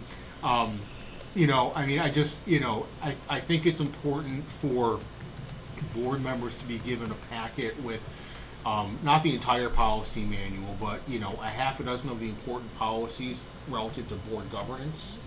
The complaint policies that we talked about, KE and KB. So right off the bat, you've got some semblance of what the board's policies are. Obviously, attend any and all NHSBA webinars that you possibly can. We record those and send those out afterwards. So, and then some boards have us down for annual training like this, roles and responsibilities, every year, whether or not they have 5 new board members or 0 new board members. They have us in every year. And they often, some of these boards start calling me like after the new year and being like, hey, can you mark this date down in April? You know, but they're calling me right after, you know, the first week of January because they want to get it in, you know, and we got 165 members, so I'm not sure when I can handle that every single year, but it's just an idea. But, you know, yeah, just NHSBA is going to be coming out with some guidance in the early spring about onboarding new school board members, and some, you know, just a packet of documents for them at their first board meeting to read through and kind of get used to these practices, procedures, contact info, so on and so forth. So, and is that under the purview of the superintendent, or is So, that well- a board well- activity that we need to like onboard, you know? Both. It comes from both. You know, it's often requests for training come primarily from either the board chair and or the superintendent. Is typically what it is. But if we wanted to do like a handbook or something like Yeah, that, yeah. like that could be a But joint be mindful of the project or administrative something time and like cost of some, of what it's going to take to put that together. But yeah, certainly. So we do have a policy that completely has to be updated because it talks about the book that I was on the board in 2013 and I didn't even get the book. So we don't do that. So Yeah. we're going to update it. And that was part of the plan for when I became superintendent. I was going to formalize it. But we always have invited new board members in for an orientation. We do the paperwork because it's a huge stipend when you're a school board member. $1,500, right? No, it's like 300. And it might be 450 if you're the chair. It's not a lot. Yeah, Anyway, yeah. so you do paperwork, get a tour of the falling down SAU Yeah. building, and we talk about all these pieces, but it's Yeah. not formalized, and I think we overwhelm the board members. Yeah, no. And it would be, I've always felt it would be better if we had a checklist Yeah. with like something to reference so that when it comes up in a meeting, you can refer back to it. Oh, okay, this is what we Yep. were talking about. Yep. Yeah, something along those lines. Yeah. So long as there's something that you're giving the board. The other most important thing too that I tell the new school board members and the superintendents as soon as you possibly can after the election, make a meeting with if you're brand new to the board, make a meeting with your superintendent and have a cup of coffee for 45 minutes. I'm trying to be mindful of time. You got about 7 minutes. I think you're okay for Okay. this is important. Okay, so. thank you. What are the legal boundaries and best practices for board members when acting as private citizens in the community, taking into account First Amendment rights? We have a whole section, we do a webinar on electronic communications, and Will's put together a whole part about primarily social media use. So do you want to talk about that one? Well, yeah, so let's start with the, again, you don't lose your rights to speak as an individual. We do believe that, when a board makes a decision that, boards work best when the board accepts that decision and moves on. That doesn't mean that, like if there's a new election and you get new people in who disagree with what the old board did, that might be a time to revisit things. But rehashing things that you've already decided is, not overly productive, whether you're outside, beating the bush or arguing in your meetings. But when you're speaking, just like with the legislature, if you've been delegated the authority to speak on behalf of the board, then you can say that. But otherwise, people in town know your board members, so you should be careful to make it clear that you're speaking as an individual. Here's my, this is my own opinion. It's, not what the board's doing or what the board's decided. You're entitled to do that. This social media is a big one, but So just to add on to a couple of the things that Will said, social media has changed the landscape of all of this. It really, and in my opinion, not for the best. So, Will talked about that, about sort of the cohesiveness of the board and respecting the opinion of the majority, right? So, we have school board members that, the contrarian on the board, every vote is a 4-1 vote, and that gal doesn't want to vote for anything. And before he's even home, he's in the parking lot on his phone, on Facebook.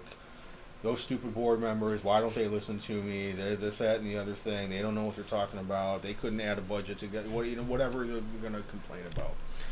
Do they have the legal First Amendment right to do that? Yes. Is it good for board cohesiveness and board working together and setting an example? Oh, maybe for our kids? I don't know. But anyway, so that's one example. The other example is you're in Hannaford, you're at the ball game after school, and a constituent comes up to you and says, "Oh, I saw you voted no on that motion. Why?" I thought it was too much money. I wanted to study it more. I didn't think this was the right time to do it. Explaining to a constituent how and why you voted a particular way is completely reasonable, right? They expect that from you. That, you know, maybe they couldn't make the meeting and maybe the minutes weren't clear, right? So, you know, I mean, you know, I'm giving the two extreme examples here, but, you know, sort of it depends on the forum. Is it a letter to the editor? Is it going to Concord? Yeah, to, that's what I think I to- was more interested in, you know. I've written things, Yeah. or, you know, and, you know, or when we say things, it's always like, this is my, you know, personal opinion, not, you know, That's blah, fine. blah, blah, stuff like that. That's fine. I mean, we see that, you know, there are, sometimes I wish they would handle it a little bit differently, but from just speaking of sort of the legislature, if you will, or maybe a statewide issue, you know, there are petitions that get passed around by various interest groups from time to time. Let's say school funding, just going to pick that as an easy topic. And I'll find out about it and I'll look through and you know, I wish it were more clear that, you know, these people are signing it in their individual capacity, because it will say Jane Doe, Concord School Board, John Smith, Manchester School Board. I'm like, you know, it's identifying who they are and that they're on a school board. Is this petition always making it clear that they're not speaking on it? You know, so I've seen that before too. The way that's done is not my preferred way, but it's not my petition and it's not my space to to say anything about it. So does that answer? I mean, Yeah, is that? yeah. And Allison, go ahead. Can I ask us kind of a follow-on question? So, I understand what you're saying about respecting the majority. If we have a policy that says we confine ourselves to policy making, you know, at this level, and really the rules you've gone through, right? And if, for example, somebody wants to write a letter to the editor on behalf of the school board, and the majority votes 3-2 for somebody to go write this letter and sign the Brookline School Board, but two people feel very strongly about not. Yeah. Do the two just have to kind of deal with the fact that they're now attached to something they don't Yeah, agree I- with? I What? don't How understand. does that work? Yeah, so for what I'll just call political positions that the board may be taking, whether or not it's a letter to the editor, signing a petition, writing a letter, going up to Concord to testify, given the fact that, I mean, we know that schools are highly politicized these days. Public education, it just is. Let's not ignore that fact, right? You know, I think, you know, my personal preference, and this is just me talking here, this isn't legal advice, this is just kind of practical advice. If the board wants to step into the political realm, I think it would be more effective, one, as advocating for or against a position. It'd be more effective for the board, and I think it would be more impactful for the board, and I think it would be give everybody on the board more cover if it were unanimous or 5-0. That's my own personal opinion. You're not going to find a law on that. You know, I don't. It's.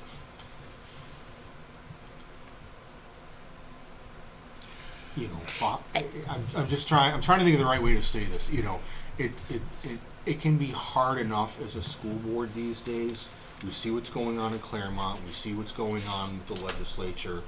Anything that people can use to divide boards, I think they're going to be quite honest with you. That's my recommendation would be if you want to, you know, jump into the political pool, you know, I think it's safer for everybody and more effective. And again, this is my own personal opinion. If there's consensus among the board on how to proceed. But if there's not consensus, then say I was the one who was not interested in. Yeah. I didn't have an appetite for it. Yeah. I'm not part of that majority, but now my right to not voice or voice is taken away because I have to respect the majority. Like, Go ahead. what does that actually Yeah, look like? go ahead. I wanted to say like two things. One is, you don't lose those rights. The point is simply, boards work better when you move on. However, an individual who feels very strongly about a decision that was taken, if they want to go talk about it, they can go talk about it. It's going to cause discord, and you know, it's usually the case where it's like, you know, you as Barrett said, you know, that one person who votes against everything. The more noise that person makes, the less the rest of the board will listen to that person, and quite frequently the voters also drown it out. When the board is taking a position that is public, controversial, and they don't need to do it, then a 3-2, you're going to generate. You're not. Are you respecting the whole community when you do that? Right. Because you don't just represent the people who support it. You might be representing the people who don't support it, and to some extent, I mean, this is the way we used to think about democracy. I don't know, but anyway, but. I think we're jumping the gun, I would say, in this conversation just a little bit, because I think part of it is that is like understanding maybe what our role is. Like if I go back to like what you were saying at the beginning, right? Our role is to have a positive effect on kids, right? Our duty is to, at the district's expense, to provide education to all students, right? So I think my question then would be, let's not necessarily focus on our split board because we don't even know what we're for yet. Yeah. I think more of my question is, and I think that this is where we want to go, is maybe some of us, especially us being new to the board, Yep. and having constituents now reach out to us, Yep. right, about what's going on, is understand when the state is passing something, no matter where you stand, Yeah. no matter There's where gonna be you a stand significant impact one politically, way or the other. if it is not Yeah. positive effect on our children, Yeah. right, then that's where I think we don't need to be torn. It's more like, okay, if we decide as a board that this is not a positive effect on children, Yeah. and it is not, it's not kind of like the rules of the road, then tell us a little bit more about how, like, what role we can play, Yeah, right? sure. If there's no role to play, I think that's where we just cut off this conversation. It's not about Yeah. who's on what side. It's more of Right, but our. Heather, I think the okay, point. wait. Let me just finish. Okay. I think it's just important. I think it's important for us to understand if this isn't positive effect, then what can we do? Yeah. And so that we can have that conversation as a whole and then discuss it, where I feel like we've been lately just kind of like hypothetically talking about it. So once we get there, just what are the steps? Sure. Or is I'll this a I'll duty? get to that, but let's hear the. Yeah, so I think part of the reason that I personally think this is a good conversation to have right now is we don't have to settle on specifics, but it Right. is a conversation that our board is headed towards, Yep. and it is helpful while you're here Sure. for us to just get Sure. this input and feedback, because I think that is going to guide our board more Yeah. effectively when we do have this conversation. Yeah. We know it's coming, so that's I think that some of you reach out to Becky Wilson, our Director of Governmental Relations. No, is that a different school board maybe? Did you reach out to Becky? I reached out just because she had sent some things and it said that they encourage school boards to advocate, probably our and then legislative I update, asked we if it probably was put if it it needed at- to yeah, be we unanimous probably, or yeah. not, and she said it So- needed to be unanimous. But now you guys are sitting here tonight saying it does not need to be; it needs to be majority. Well, so here's what I can tell you what other boards have done. A handful of boards, I say a handful, I can think of 3 offhand. Becky, I think, may be working with a couple other ones. They have there's a couple of them are bigger boards, so it's not always easy with 5 people. They've created and I know we'll talk about committees later. They've created a legislative committee, okay? But at excuse me, I'm burping tonight. The starting point and there were some questions about the NHSBA Delegate Assembly.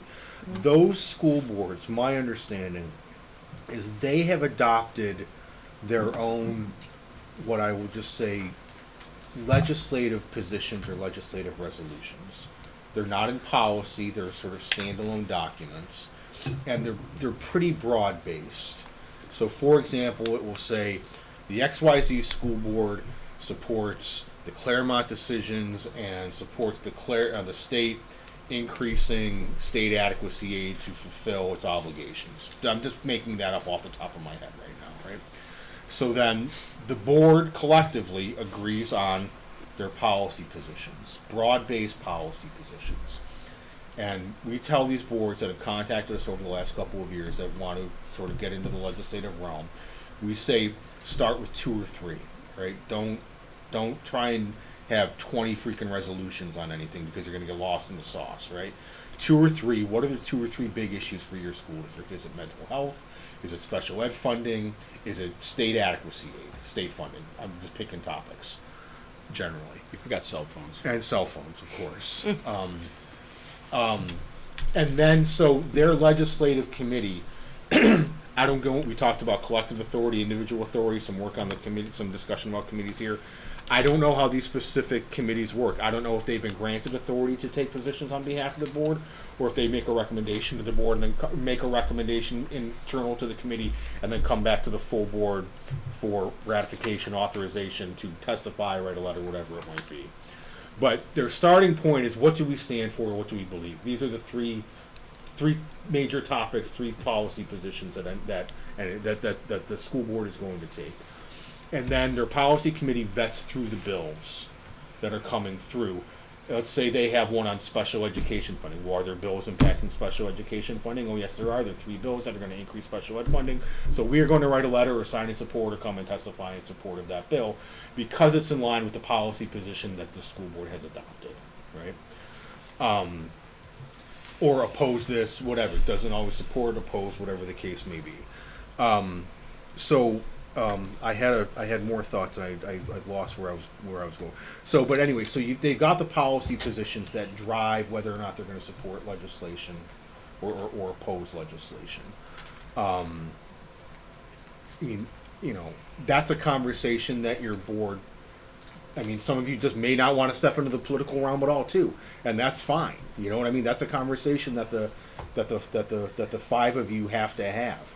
Again, I think, given how contentious things can be and how divisive things can be, again, my own personal opinion is if it gives everybody cover, if something like that is unanimous, there's consensus. If it's not, I mean, majority wins, but there's risk that comes along with that. Then, how am I doing? No, I think especially. I should ask the 5 of you, how am I doing? So I think one of the things, if you look at those boards that have legislative committees, you might find that the populace is not evenly divided. That they have a strong majority in one area or the other. What city they are? Yeah, I mean, Manchester's. I know. Yeah. But there's the other ones are. But they focus mostly on the money on part. Funding, yes, right. Yes. And not the social stuff. Right. And if you're in a community that is more divided than that, and you start reaching out on social issues, don't be surprised if the board flips the next time.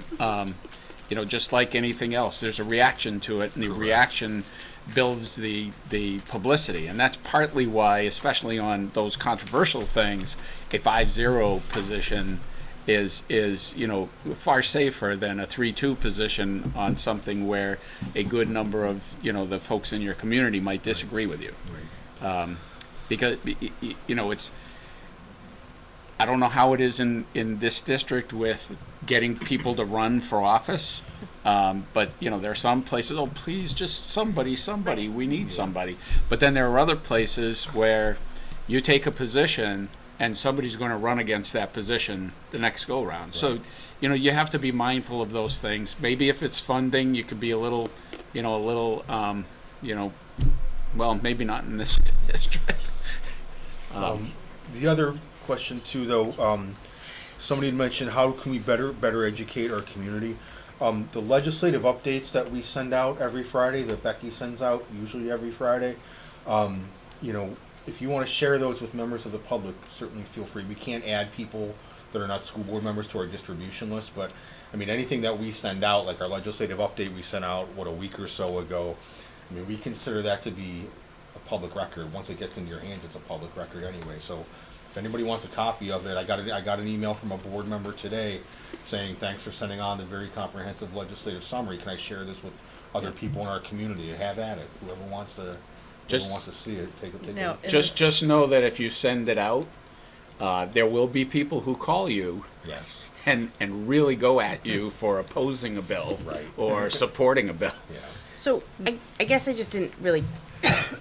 I guess I still feel like it's a little murky, because if we have a policy that says specifically we confine our role to policymaking, planning, and oversight, And if there are members who have an appetite for legislative action, does that need to then be put into a policy in order for them to execute?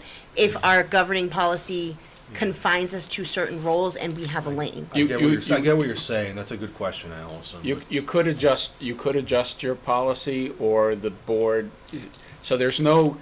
This comes as a surprise, but courts typically will not hold the board to its policies unless the policies either one violate some statute or rule, or provide more protection for an individual or more rights for an individual than the statute or regulation did. Other than that, the board didn't follow its policy. Oh well. We get that question from board members and members of the public all the time. A board didn't follow their own policy on, So the board could suspend a policy, it could amend its policy, or it could just create a legislative committee, and that act in and of itself implicitly changes the impact of the first policy. Lynn, you had your hand up? Well, it's unrelated. It was about the communication. You were just saying posting things like the NHSBA updates on Facebook or something to the community. Would that be a designated individual that would do that in that scenario? You can either post it or you can just share it upon request, one or the other, Sure. with interested people in your community. I think we were talking previously about When we increasing communication Yeah. with our community, because there tends to be it gets lost somewhere, Communication right? plan. But Get back to the communication. But how to plan we'll talk increase about. that and make it more, make it more accessible to our community, and That's a have com- them understand, where our policies are coming from and things like that. Like, obviously we have these meetings, but no one ever comes, and like they're online, but who's watching a 3-hour school board association meeting, and so everything now talk is about very those short to the responsibilities, point right. and sweet, and like everyone likes text. I and- meant talk, have the conversation. That's a larger conversation about. We talked about communicating with your constituents and have a communications plan. I always get, I'm always sensitive to administrative time when the board wants to post more stuff online, because that's somebody in Gina's office that's gotta, you know what I mean? And some things I imagine are easy to post, and some things probably are not as easy to post when you're talking about docs and PDL. I'm just saying, be mindful of the administrative time. Sure. When you, put this online, put this on Facebook, put this online, Sure, put this on understood. Facebook. Because that's somebody in Gina's office who's gotta take time out of their day from doing something else to,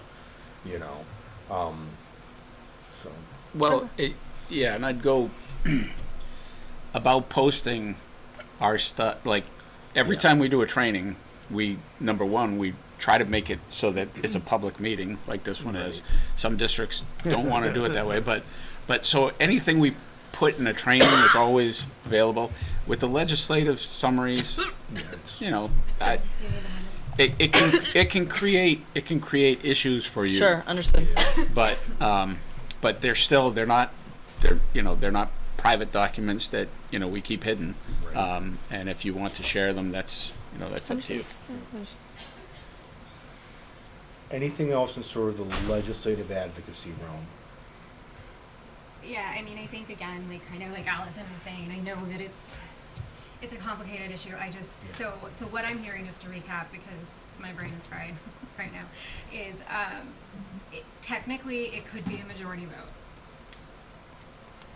Best practice sounds like it's, in your opinion, it's best practice to be unanimous. That's what I'm hearing. I think that's a fair It's- way to. I think, especially if it goes outside of funding. Yeah. Okay. I mean, funding is, important to everybody. Doesn't matter what your position is, and it may be, throwing mandates, fiscal mandates on local districts bothers pretty much everybody. Except the people that are throwing them on. Which makes it challenging when some of your own constituents that you have to represent, because you're in this position to represent everybody in the community, is of a different opinion. So But part of could I? our, Sorry. Could I argue to that though? If we are representing the community, but we're really here, if I understand correctly, our job is to represent the children, right? I mean, to the schools. You and got the a lot kids. of constituents. Right. I say There's kids first. Right, Kids first, but That's still mission. whole community, right? Like, But if I go back to my military training, right? You have one mission above all, and then submissions, right? So like our goal is to act in the best, if I'm correct, right? Our goal is to act in the best interest of the children. You have a Period. duty to ensure that the children in this community receive an education. So, and political leanings, all those things aside, there is always going to be people that believe one thing versus the other, right? And our job is to decide as a school board, if I'm correct, which of those positions is in the best interest of the children. Not, we're here to represent the feelings of everybody in town. We're here to represent what we think. Am I understanding that correctly? No, Am I going not? a little far. Okay. First, I Too want to far. say is the first question that you asked, and he answered your question, and you responded, and I said, "I bet she was in the military." Because he said it, and you went, "Understood." but anyway, Sorry, but so maybe I'm misunderstanding then. So no. I think okay. So the duty of the board is to provide a public education. correct. Okay. You have multiple constituencies, and you represent them as well. Mm-hmm. Your duty is to provide the public education, but if you just, let's say your proposed budget, let's go wild, because we really do want that tech thing. Voters aren't going to support it. And in fact, it may be that your budget proposal was so heavy that instead the voters are going to move to amend your budget much lower. And look around the state. Last year there was, 4 years ago, there was one district that had its budget cut. I'm not even using Croydon because that's silly, but their budget was $12 million, and at the deliberative session they cut it to 9.5. I mean, that had a huge impact. Sure. Jaffrey had the same thing. So you're stewards of all of the people in your community, Right, okay. And you've got to take that into account. So when we talked about that that's your underlying duty, it's really when you get to that close call and maybe you can't make that decision. It's just, I know I can't do this is hard, or if I do this is hard. That might be the place where you just go to what's the better one for the kids. Okay. Understood. But you may have run as a fiscal conservative who believes in everybody should just go wherever they want, and you're going to support every vote that does that. If that's what you ran on and you got elected, then that's your position. So yes, the board's duty is to provide the education, but that means a lot of different things. What's Understood. in the best interest of kids? I mean, ask 5 parents and you're going to get at least 3 different answers. Right. Well, no, that would be a unanimous or a majority, right? Like that. I agreed on that for sure. We're But- deciding what that might mean. However, What it looks like and what how that it's looks done. like, and how much it costs. but that's the guiding principle, is what I'm understanding. Correct? Yeah. Okay. What that looks like is variable. And can I ask one other clarifying question on the legislative advocacy? Like when we were talking about unanimous versus majority and things, were we talking, just so I'm clear, in order to do it at all or on specific issues? I wasn't sure if that was clear or not. I don't think we've had that conversation yet. No, I wasn't sure if that's what you were referencing. Yeah, I think it's just in general because I know, like, at the last meeting, which I know you weren't able to be at, we kind of, like, were having a conversation about just stepping into it at all. We hadn't really even clarified Understood. what that I was wasn't like. sure. We were just, I wasn't sure if that was What I like. might recommend, and I don't want to take too much more of the board's time on the sort of the legislative advocacy piece, and I imagine you're going to have further discussions with it. If you want to, at a subsequent meeting in September or October, or if you have time to schedule a separate meeting or whatnot, if you want our Director of Governmental Relations to come on down, either via Zoom or in person, to talk a little bit more about how some of the other boards have operated and some of the challenges that they may have run into, and let Becky sort of maybe opine as to, whether or not she thinks, anyway, just if you would like to further the conversation among yourselves, but also have somebody here to listen to you that lives the legislature all the time, then, I'm happy to. No, that would be very helpful. I don't know if I doubt she's watching, but I'm happy to volunteer Becky's time to come on down. I guess what I would say is, I think we have plenty going on. Nobody really wants to take on. I think that what we're starting to see is some extreme, right? And I guess, if I just threw out some kind of crazy, right, like, let's just say all of absolutely all the state funding was cut. All of a sudden, this decision was being made, right?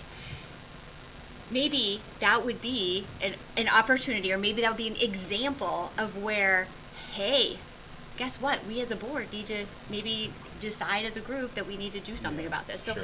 I think it's just better to understand, right? Like what we're talking about, and just, we don't have to go into this with like an idea yet. It's just that if Correct. something comes up, we want to be prepared in terms of, and so that we're not kind of blindsided, because it has seemed like in the spring there was a lot going on before, like even Lynn and I were on the board, but we started getting all these emails, and they were coming from other school boards, or maybe people representing other school boards. I haven't totally figured that out, but they were taking a stance on certain things, and so it just, I think more from my perspective, I didn't have a lane. I just want to understand, like, if we decide to do this, like, what does it mean? What does it look like? Is it okay? That's all. If you get emails from organizations other than NHSBA and you're curious about who they are and what they do, feel free to reach out to me and ask. Awesome. Okay. All right. I know we are way over time, but I know you've got one more thing you were going to cover for us. Committees? Yeah. Yeah. And I think it's okay to do that. I'm going to open public input, though, so that we can hit the 30 minutes on that. Is that okay? Am I allowed to do that in the middle of this, or no? No? Okay. I mean, there's nobody here. I just was legally open it. Well, we have the right person here to ask. Okay. Do you think we can to 8:20 and then be done? Is that enough time? 10 minutes? 12 minutes? What do you need us to? I Pause think for we- 10 I minutes? think- No. No. I think you were going to touch on just committees briefly. Oh, well, and- yeah, you want us to touch on committees for 10 minutes or so. Yeah. If that, and then Yeah, we'll put a pin in it, and if we need to have you back, we'll have you back. Absolutely, absolutely. And we appreciate the time. I know you've got an agenda to do. This has been overall very helpful, though, I think, so. One quick, before we get to the committees, there's one other question that I think is important, that Allison, you forwarded to me. I don't know who asked this, it's fine. I think it would be very helpful to get some better guidance on how we can communicate more effectively and appropriately between meetings and on email. For example, if we want to do team building or culture events, is that okay? How do we make sure we're not violating open meeting laws? You got to be very, very cautious with email. You know, you inadvertently create a chain of communication that would invoke an improper meeting under the right to know law, because it hasn't been noticed, the public isn't present, there was no opportunity for public comment, and the public couldn't attend, right? With that said, you only meet once a month, right?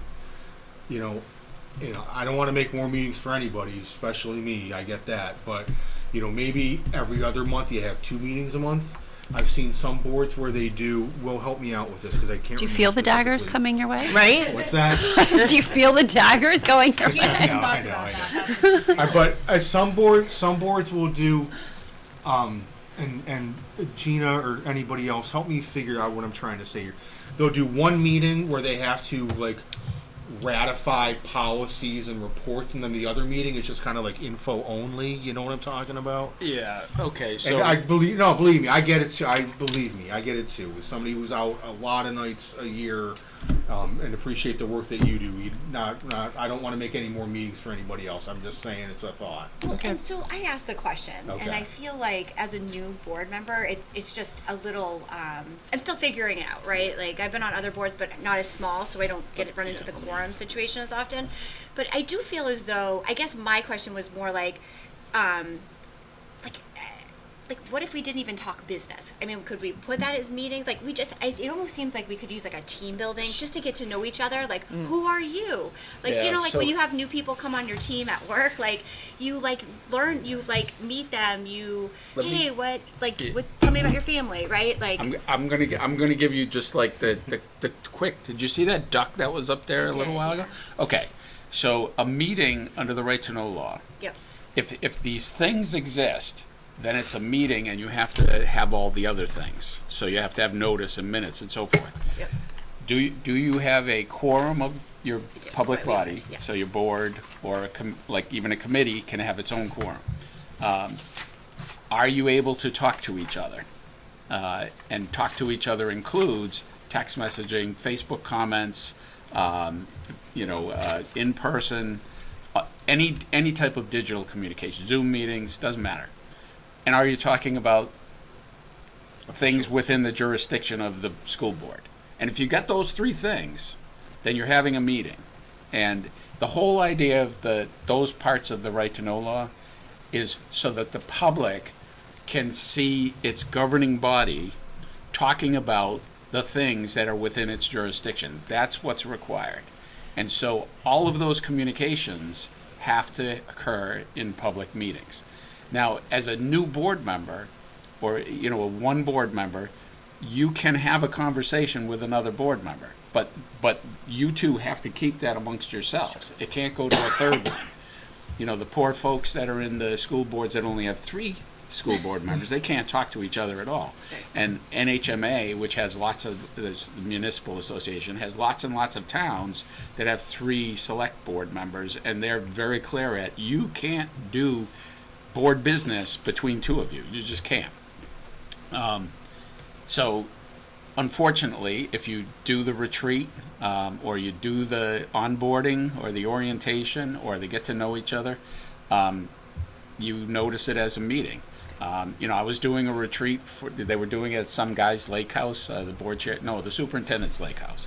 And it was his wife's lake house. It wasn't his. Where are we going? Yeah, I just want to make that clear. It was. I have 6 kids. But they said they were having it, and I'm like, you have to notice that, and just make sure you have a couple of extra chairs just in case. I have been to, I don't know, maybe 50. Did you go to the one at the restaurant?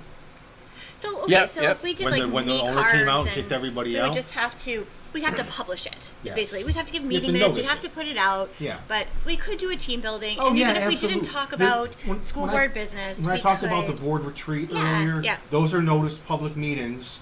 I've been to some where nobody shows up, and I've been to some where a couple of members of the constituents showed up and wanted to hear what the board was talking about relative to goal setting.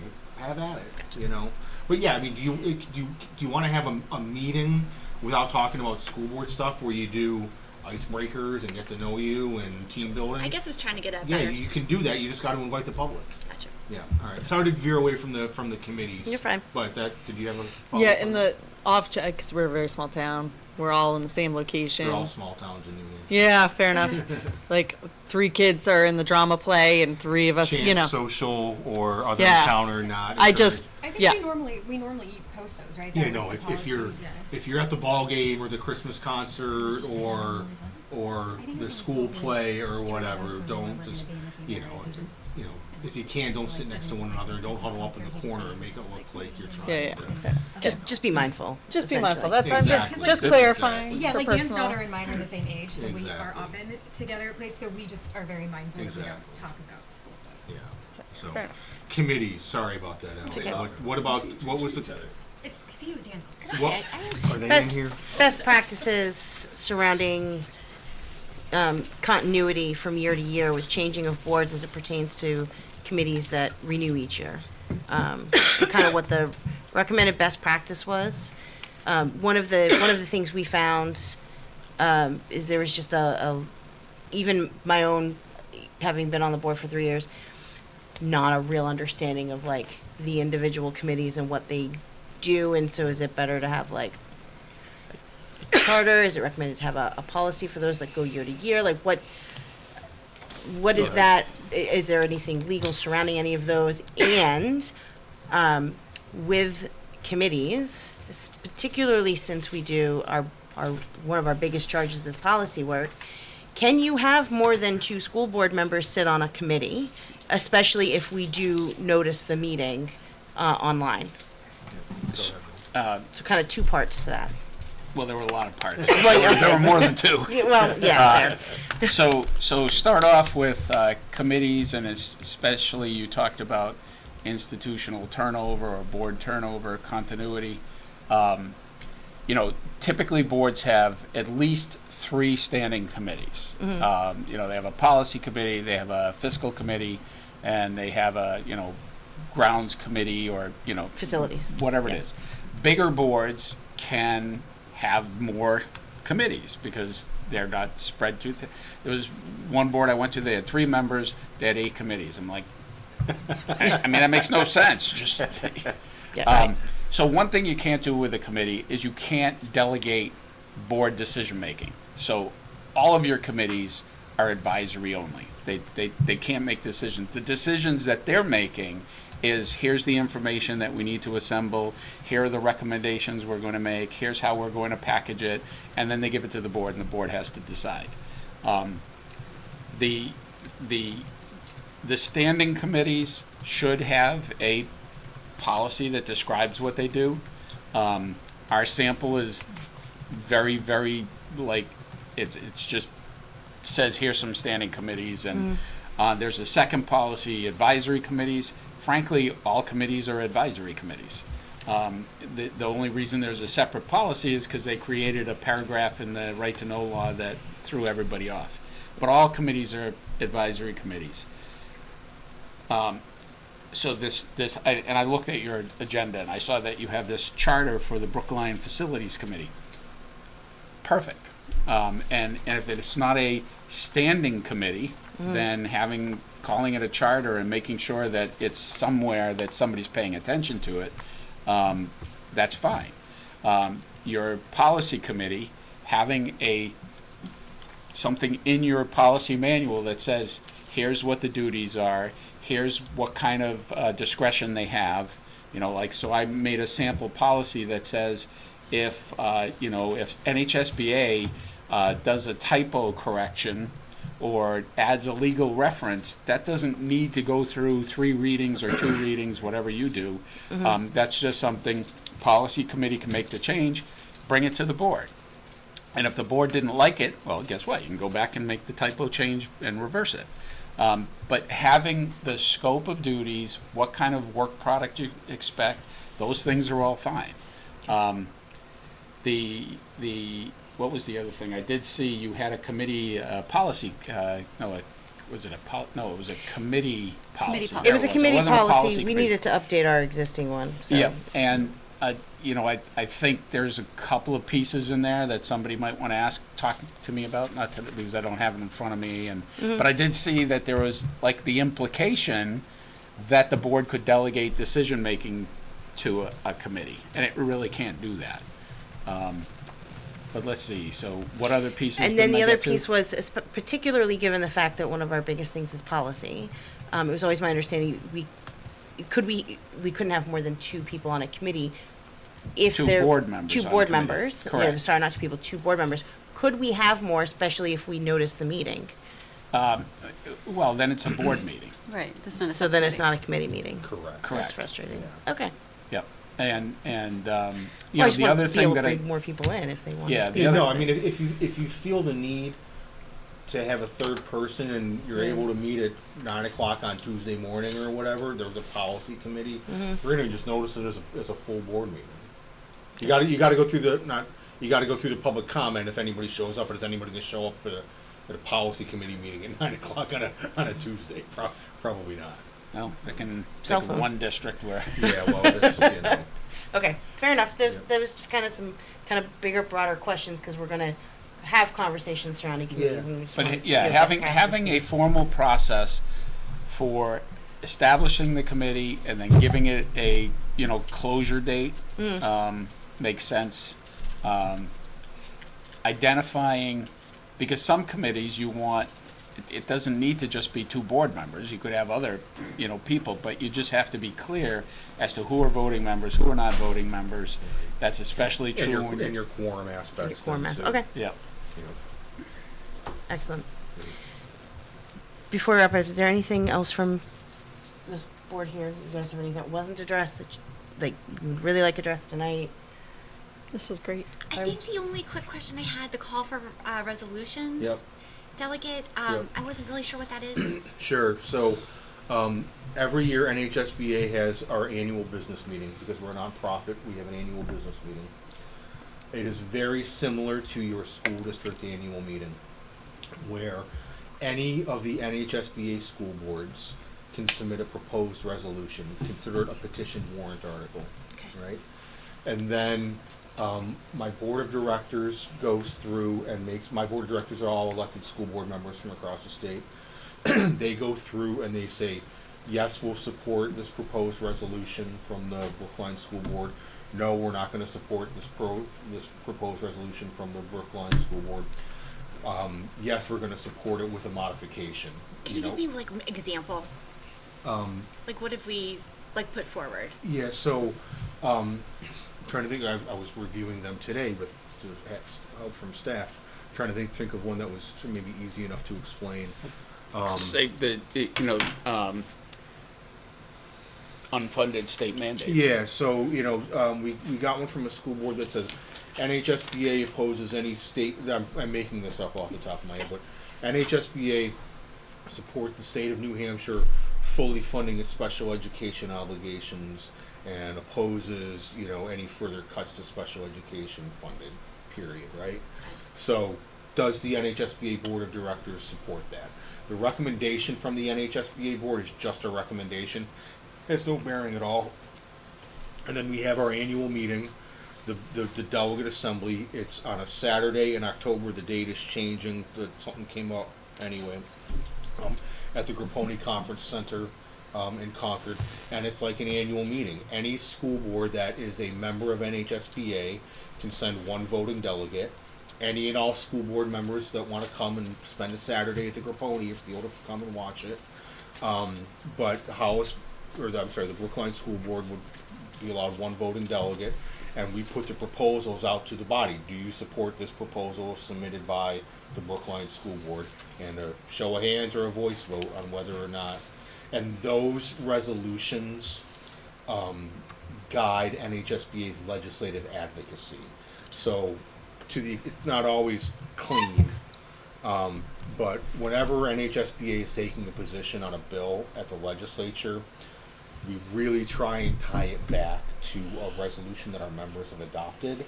So I can say, this isn't Barrett thinking this is a good idea or a bad idea, or it's not Becky Wilson, our Director of Governmental Relations, thinking it's a good idea or a bad idea. Our members have voted on this general topic, on this general position, and they either oppose or support the bill that we're talking about. That's very helpful. So it has the structure of an annual meeting. They're almost, like I said, they're petition warrant articles. My board says yes, recommend, no, don't recommend. That's advisory only.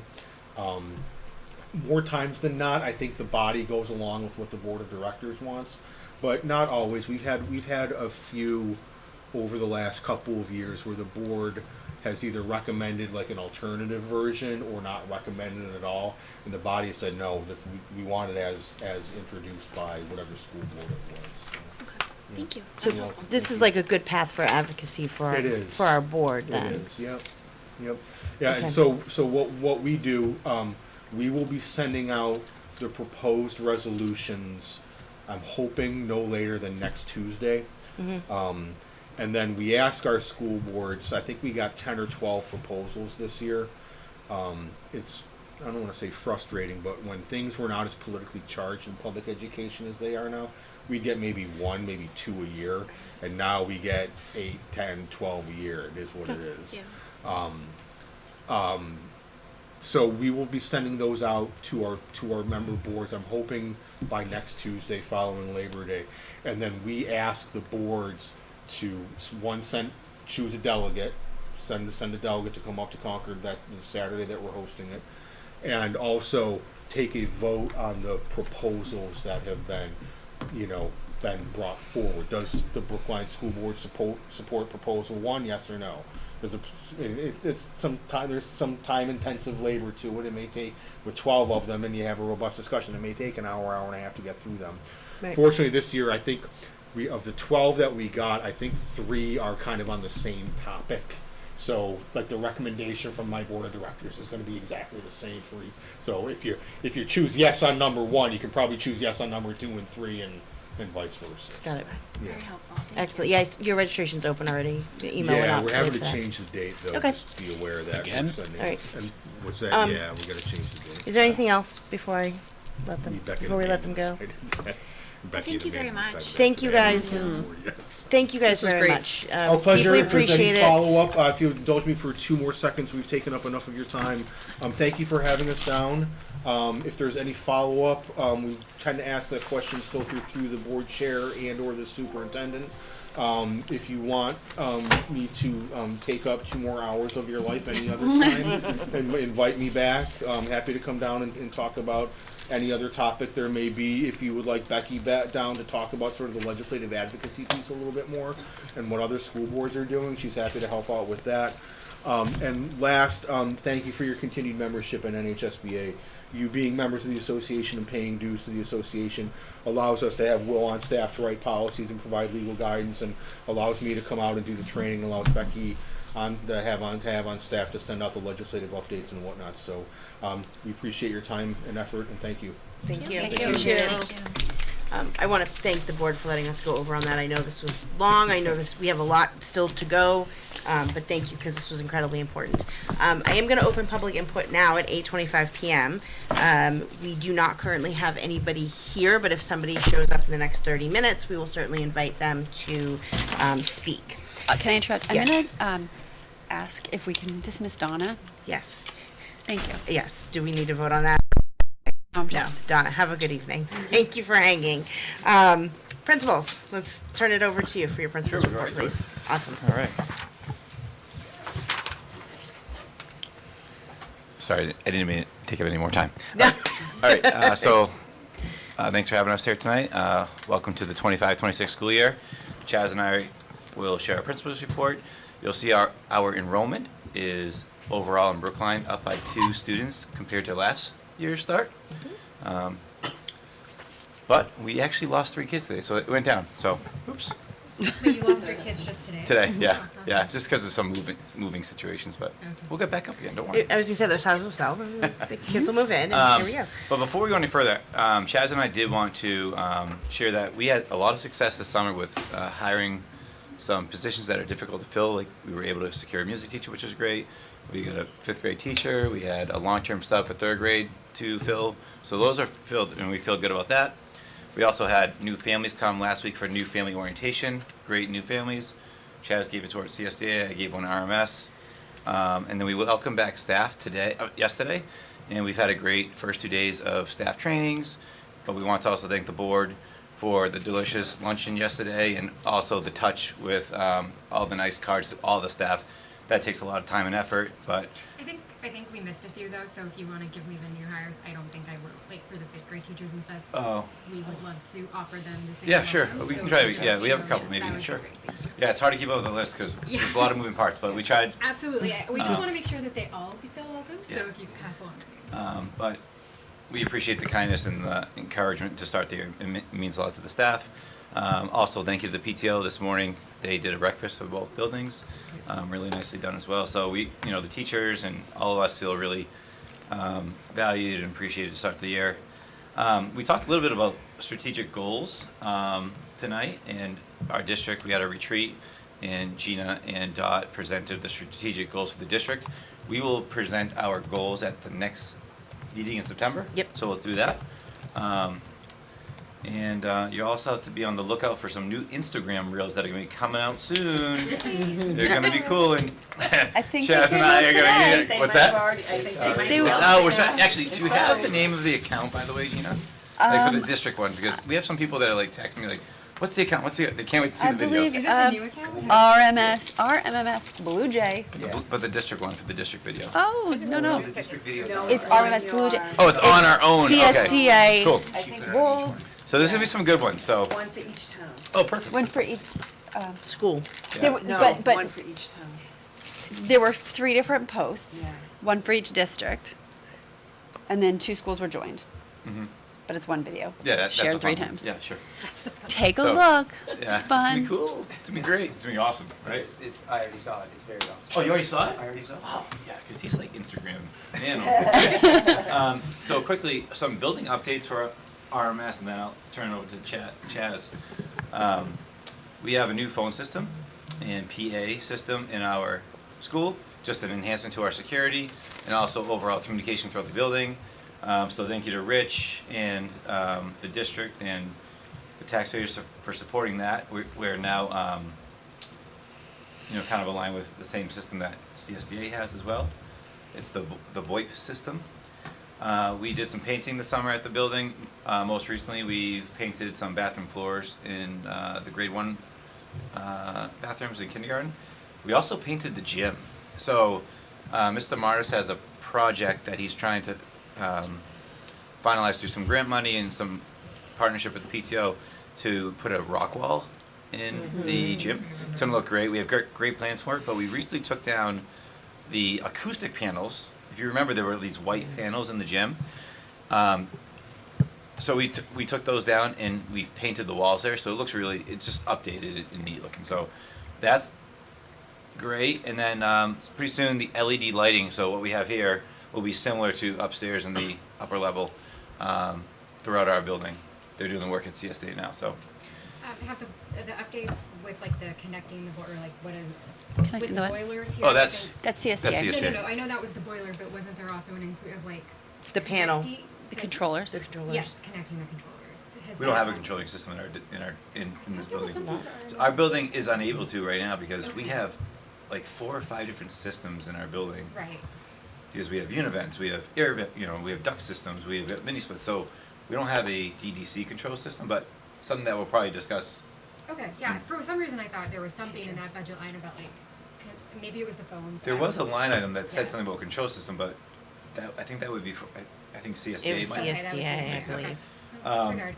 So I'm going to turn over to Chaz and then we'll discuss the calendar. So I'm quickly getting up to speed on everything that's going on in CSDA. We do have the space transformations. We have one office that was a larger office for our special education administrator. We split that into 3, giving us a little bit more flexibility with smaller office space for our support staff and things like that we have coming in. The LED lighting has been replaced. They put in the dimmers today, so they're going to be making sure they work. It's very fancy lighting and does make a huge difference, so it's great. We had the floors in our office area replaced, so the rug is gone and got these nice looking not hardwood but laminate. Thank you. Floors. They're really great, and the boilers and the underground storage tank, they got replaced probably a week and a half ago. They finished all that up. So the back is looking better where the playground's at, and all that. So again, still trying to get up to speed. I've walked around the building a few times, but every time I walk around, I seem to see something new that I never saw before. So I'm going to keep on doing those loops until there's nothing new. So I'll keep doing that through September too. Oh yeah. So a few things going on. I agree with Dan. I think we had a great opening. It was very positive. It was very energetic. Been nothing but impressed with this district, and so thankful to be here. We have a CSDA town hall meeting on the 28th, and what that is when I come in new to a school, and I'll usually do it every year anyway, but I'll have a town hall meeting where I get all the kids in the grade level into the gym, and they kind of circle around me, and I talk to them about expectations, introductions of who I am, things like that. In this town hall meeting, I'm going to play off of what I did during the listening tour, which is talk to them about how kindness matters and my expectations regarding kindness, and as well as thinking about safety emotionally and physically in the building. My expectation is people will stay safe that way, and do things and reflect behavior that stays safe that way, and letting me know how they feel every day. So tell them, I ask them how are you feeling today? I never ask them how you're doing. I always ask them how they're feeling. So I encourage them to tell me. That helps me support them. So I do that town hall meeting. It's actually a very short meeting with each grade level, only about 15 or 20 minutes each. We'll have a fire drill on the 3rd. And that'll be my first one in the district. Thank you to Dan for so many different things, but he's been such a help in helping me acclimate to what is a very, very just excellent district when it comes to safety and any kind of safety. I mean, it truly is. I've worked in several different states. I haven't seen a district that does it like this. It's absolutely spectacular. So getting up to speed on that very quickly, and then we have our open house on the 11th. So we're all set. Awesome. Thanks, Chaz. And so for RMS, tomorrow we are excited to invite all the kindergarten families. We do an open house the day before school starts. That way it's fresh in the students' minds the next day when they come to school. It's an exciting time. Actually, I have a kindergarten coming tomorrow. I know Johanna does. And everybody else is. They're all getting older. I know. Anyways, so kindergarten open house is great. Our kindergarten teachers do a great job of just getting their rooms ready before the families come and the students. We have stations set up throughout the building. So we have a office station in the gym, a bus for the students to come out so they can acclimate to like what the bus looks like. The teachers give a tour around the building, and they also tour the classroom. And then the students go outside for like a little mini recess with our paraeducators, and then families can hang out there later on and try to create some connection. So that's been a great event in years past. We will do kind of similar to the town hall, but we typically do an RMS flag pole ceremony. I know, I'm just laughing. I think whatever. Somebody said something funny last year, but anyways, we do a flag pole ceremony, and I've done this this will be my 11th time doing this. So we bring all the students outside. We do the Pledge of Allegiance. Wings the Blue Jay comes. We introduce all the new kids, all the new staff, and we have some third grade volunteers that raise the flag. And it's a great event just to get the whole community outside. We have our first fire drill coming up. Preschool orientation is the 4th. Then they start after the following week on the 8th. And then our open house is very similar to CSDA's. Is yours the 11th? Yeah. Okay. So we're on the 10th open house.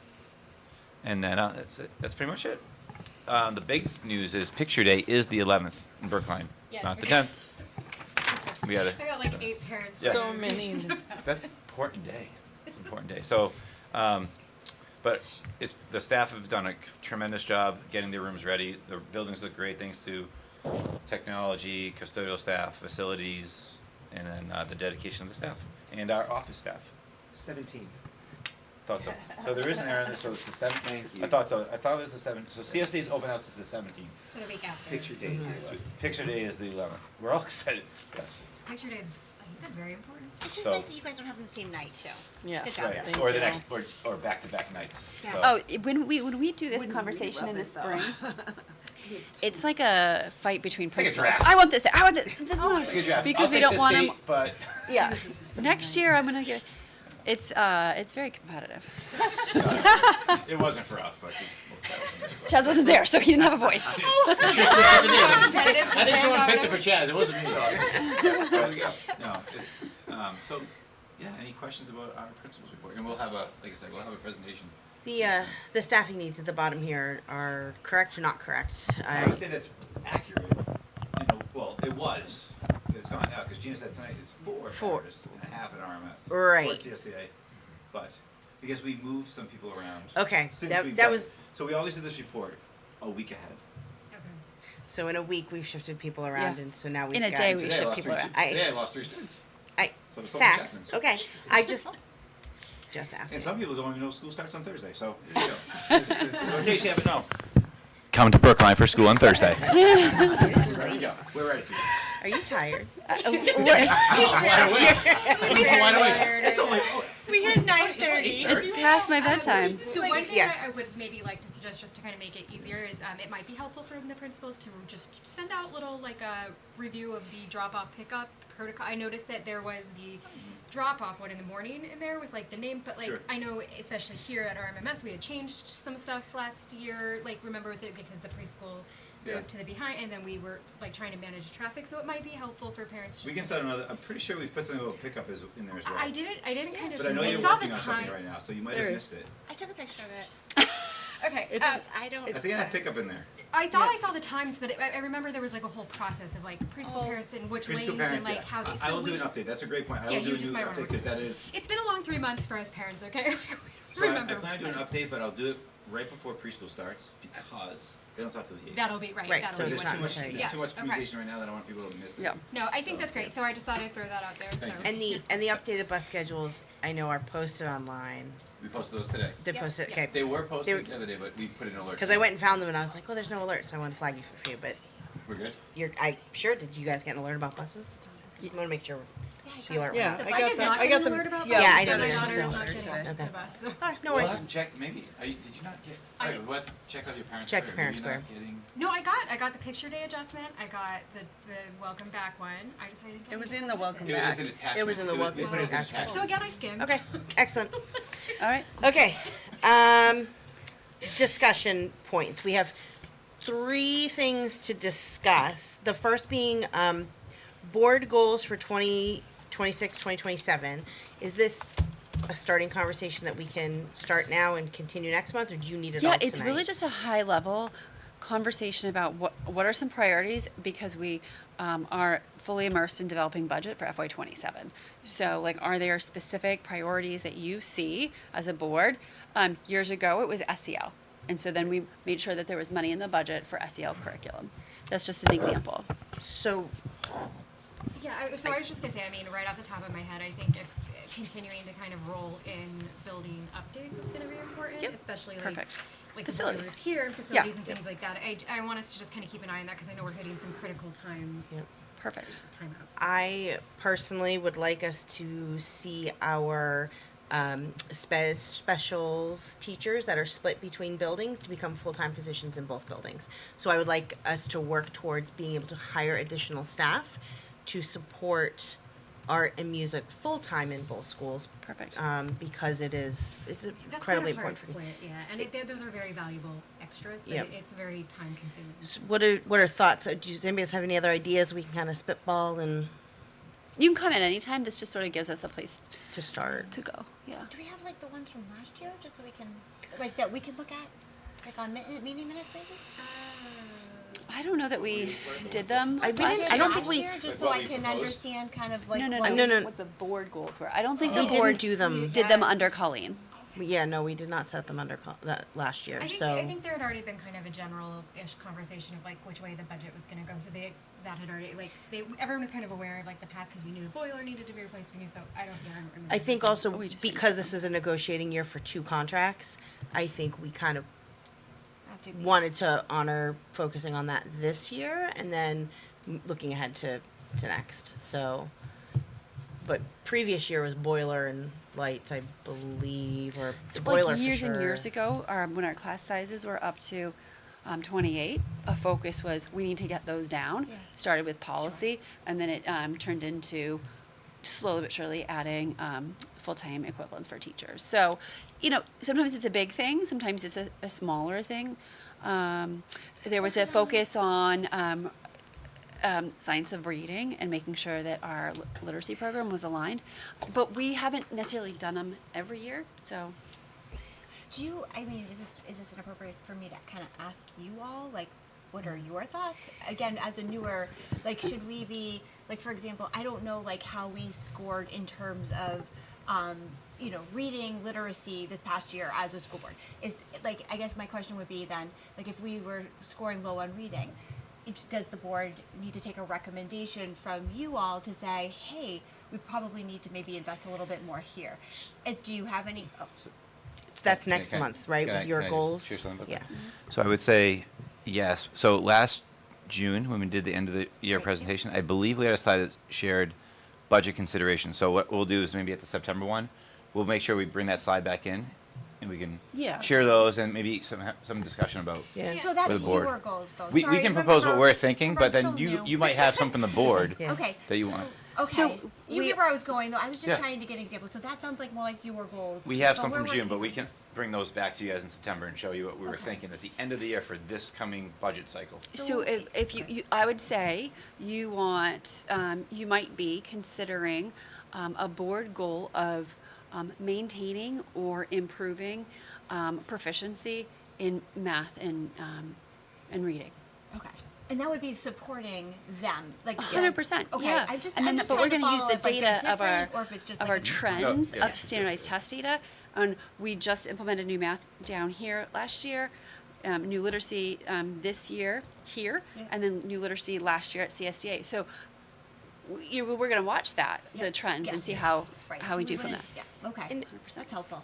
Correct me if I'm wrong, but I think at 1.2 last year we discussed looking ahead to really finding a way to have accelerated offerings for our students. Like, we've done a good job of meeting kids where they're at who maybe need some extra supports, but we have been a little short in meeting kids who need advanced supports. Like, and that's not the right way to word it, and I know that. But I believe that we had talked about that at one point, and I think that maybe, Dan, you had said at one point that was one of your goals. I'm gonna future, too. interrupt. Okay. So we have always maintained a focus, K to 5, on creating extension opportunities, ways to dive deeper. But we research suggests that accelerating doesn't make sense. So the first opportunity for acceleration is in grade 6 with math, and so that is pretty strict.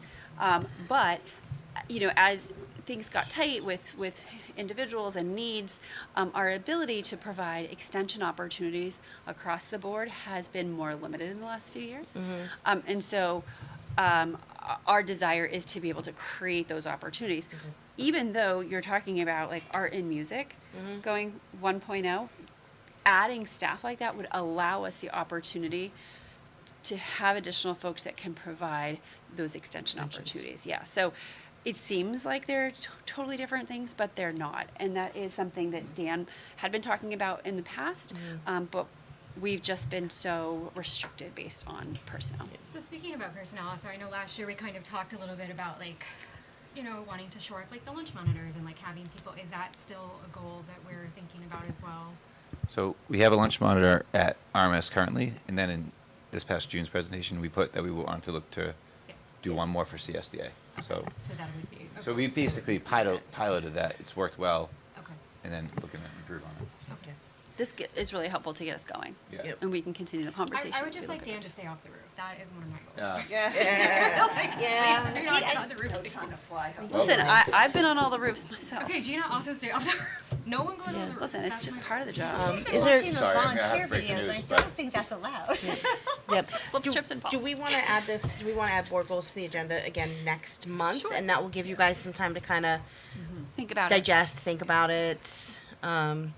Tracy, do you have anything weighing in on that? No, Nope? I think Okay. Can I potentially, looking at the rest of the agenda, offer to our principals to go? They have a staff ready to meet with us first thing in the morning, Yes. and I want them awake. I'm comfortable with that. Do we? fine. Yep. Thank you guys. Thank you you. for Thank you. opening schools, and we appreciate everything you're doing. We will try not to keep you two here too late either. Moving on, the annual delegate assembly. So I asked to put this on because we, in the 3 years I've been on the board, this is year 3. On the 2 previous years, we've been on the board. We've never sent anybody to this. Given some of our conversations surrounding legislative interest,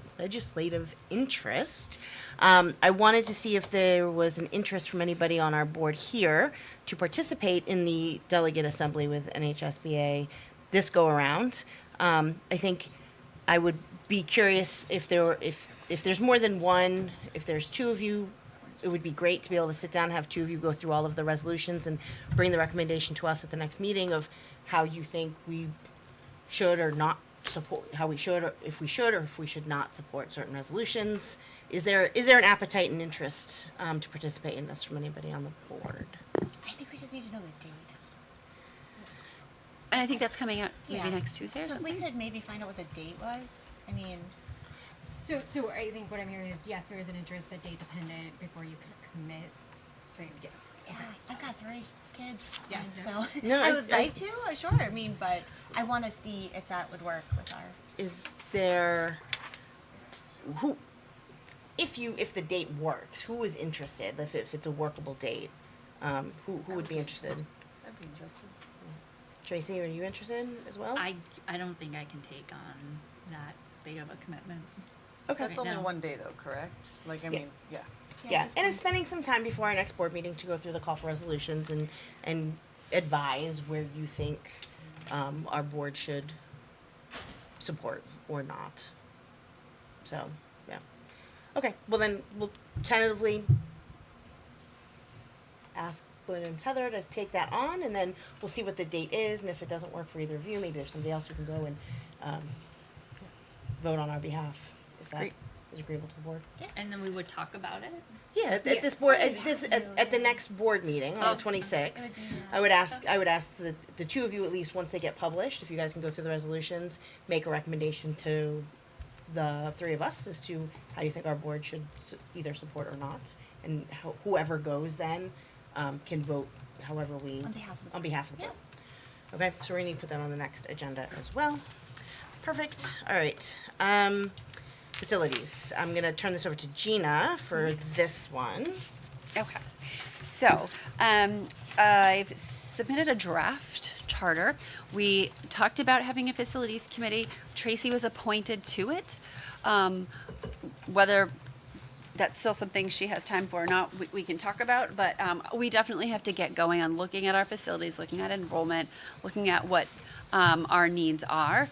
That would then drive our work to submitting to the town to show them where we are with our capital improvement plan, but then also kind of drive the work that we do in terms of budgeting.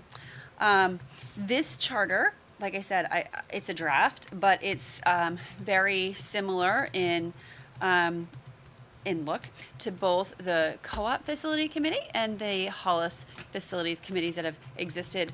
They've had 3 different projects in my 9 years as assistant superintendent, and now they have an enrollment committee, but they all sort of follow this charter. So this, what this allows the board to do is say, the committee can draft a charter, bring it to the board approves it, and it really gives authority to the committee to look at X, Y, or Z, whatever scope is here, with the expectation that some recommendation comes to the board by X date. You know, like in the co-op, every month there's just a report out on how did the meeting go.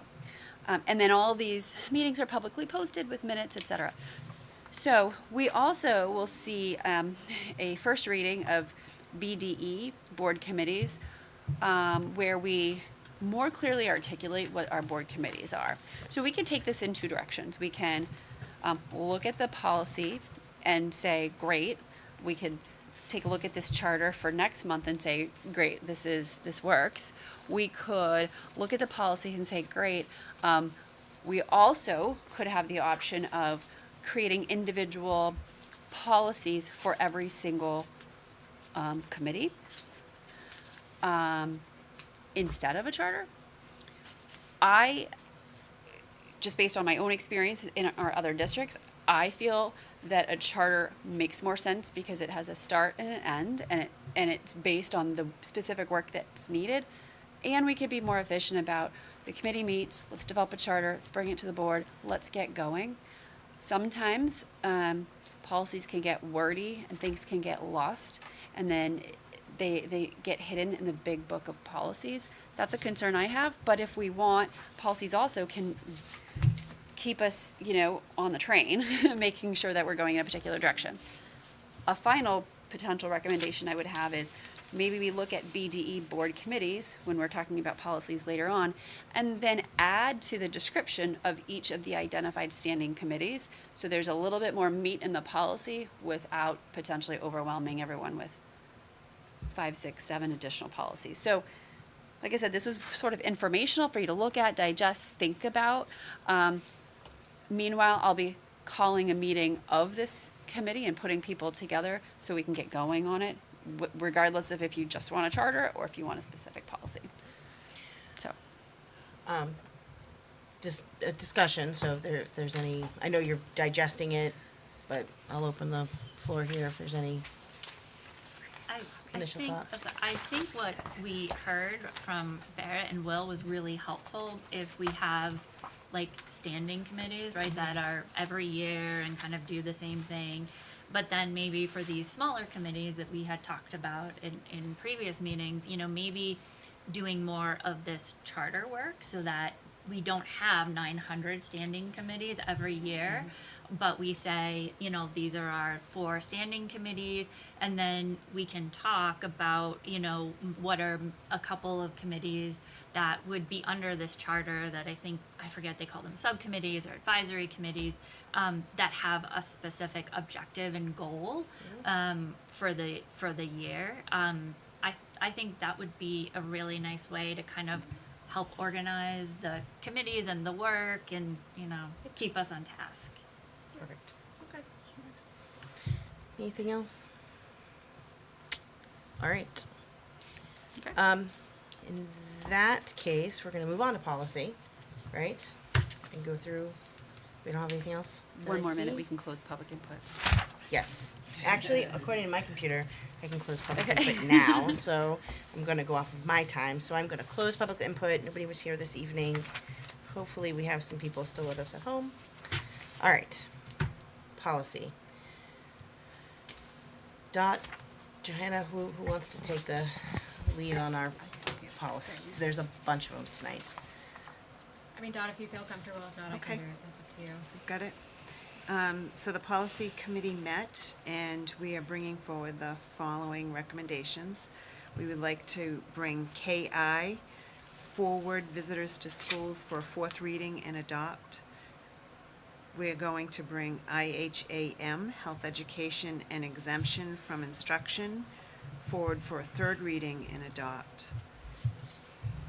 We're going to bring 2 policies, IKE and JFAB, promotion and retention of students, and admission and tuition of non-residents, for a 2nd reading and adopt. And then I'll do the other ones separate, because they're not ready for an adoption. Yeah, so from the board perspective and policy, what we've been talking about with visitors is just clarifying and making sure that we're kind of clearly laying out expectations, just because there can be confusion sometimes in the middle of the school day, things like that. So it just kind of really clarifies and helps the principals know how to kind of handle visitors. In terms of the IHAM, we were just kind of the health one, we were clarifying the language just to cover like what it is that we're actually teaching, like in our district, because some of the language, like some of the things that it had said weren't even, they're not going to be addressed at this. So we felt it would be easier for people to kind of just understand what was happening if we were just like narrowed it down to like what we're actually teaching. What was this 3rd one? The Okay, Third so was promotion and promotion, retention retention. of students. The thought behind that is just again kind of giving us a little bit of a guideline for if those conversations need to happen, when they're gonna happen, who are they gonna happen with, just so that everybody's on the same page before the end of the year. So that's definitely a good one to have. And then admission and tuition of non-resident students. We wanted to lower the percentage that staff who work in our building might need to pay if they wanted to bring their child, like enroll their child in this district, because it is something that we want to really make sure that our teachers understand that it's, you know, what's something we want to offer to them, and make sure that, like, you know, we're clear about that. That is going to be subject to room and board approval if we get a request.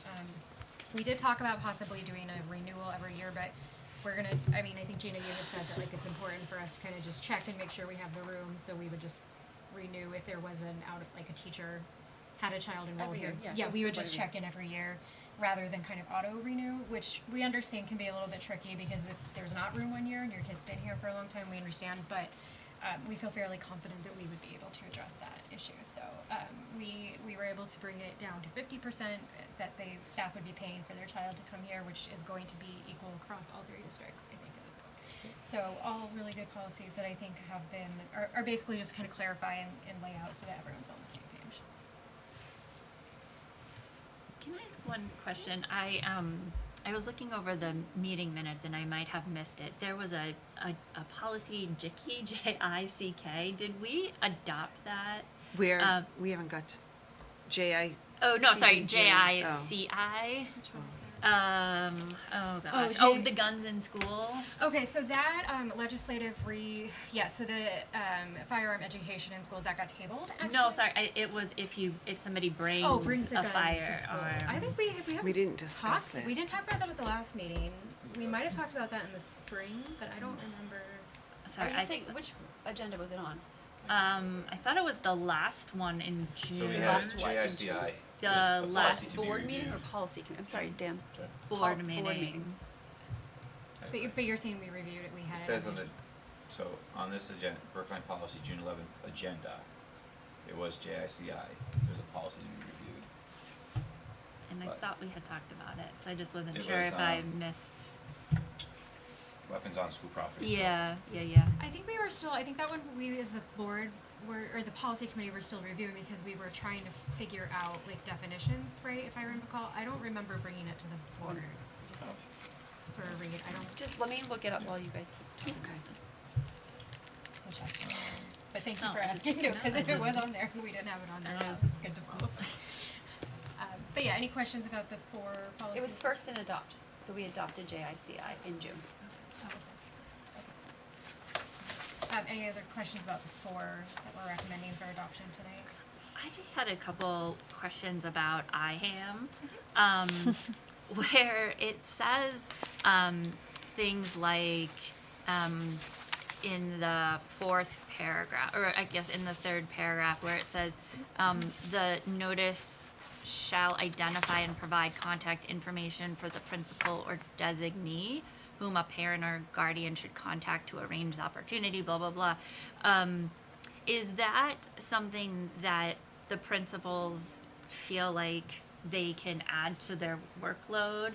I guess it goes also to the next paragraph where it says, accordingly, the notice will identify and provide contact information for the principal or other staff member.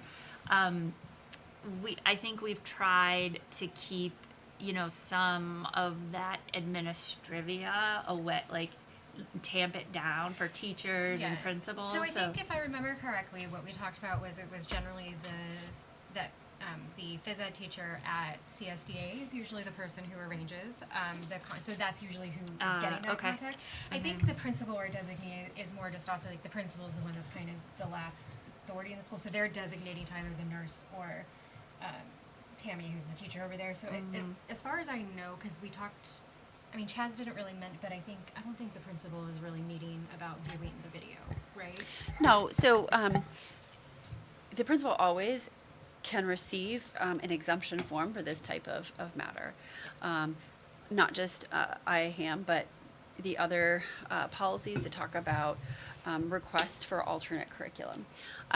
But specifically for health education, it's going to be the health education teacher that submits the information directly to the parents, minimum 2 weeks prior, and the first contact is that individual. Like, share your concern with the teacher.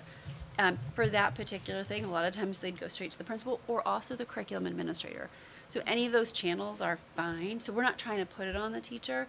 But specifically, they are the ones saying, here's the video or here's the book, review it. If you have questions, let me know, And so, and that's sort of the way that exemptions for health education specifically, has always been a separate exemption policy as opposed to like objection to curricular materials, which is just all lumped together. I just wonder if we would want to put more language to say like principal or, health teacher or something like that, so that I don't know, just to make it more clear. But maybe that would just make it more difficult. Does designee not, just devil's advocate, does designee not do that? Couldn't the principal say, okay, health teacher, sending this out, you're my designee for the collection of this one? Yeah, like that, no, does that 100%. not- I guess I'm just looking at it from a parent's Parent point of perspective, view. I Like, gotcha. if I read the policy and I'm like, oh, I could call, I could talk to Dan or Chaz or, just to make that line of communication a little bit more spelled out. But then again, with policies, right, we don't want to make it so restrictive and prohibited that. Yeah, and I mean, I see what you're saying from a parent point of view. I think too, though, that if we muddy it with too much, it's kind of like we were taking out some of the things the topics we wouldn't be covering. I worry that if we're like, you can talk to the principal or the health teacher or the nurse or Meg, like that might be a lot. So, And when the teacher sends something home to the parents, they're gonna say who to contact. Right. So like I said, this one is very specific because it's health education. And so when this topic comes up, this goes out saying this is the unit of study we're going to be covering beginning April 1st. If you have any questions, please reach out to me. So it's the parent is probably going to see that before they read IHAM, to be honest, and they're going to share concerns. That's typically the way it goes. The policy also allows them to go directly to the principal. So, And I just was wondering if we'll have the ability to know how many opt-out forms we've received. if you will have the ability. Like if the board, not just me. I think it would just be helpful as a metric to see how many students need the option, and if it puts an extra burden on staff to do an alternate curriculum for. So, this is gonna come out wrong, and it's probably because I'm tired. It doesn't matter, because it's the law, like, we have to do it. It's required. But it's also very possibly identifiable, because it's typically one or none. But like, if it's one, then it's easily identifiable as the family that's opted out, right? Yeah. And so we can't do that.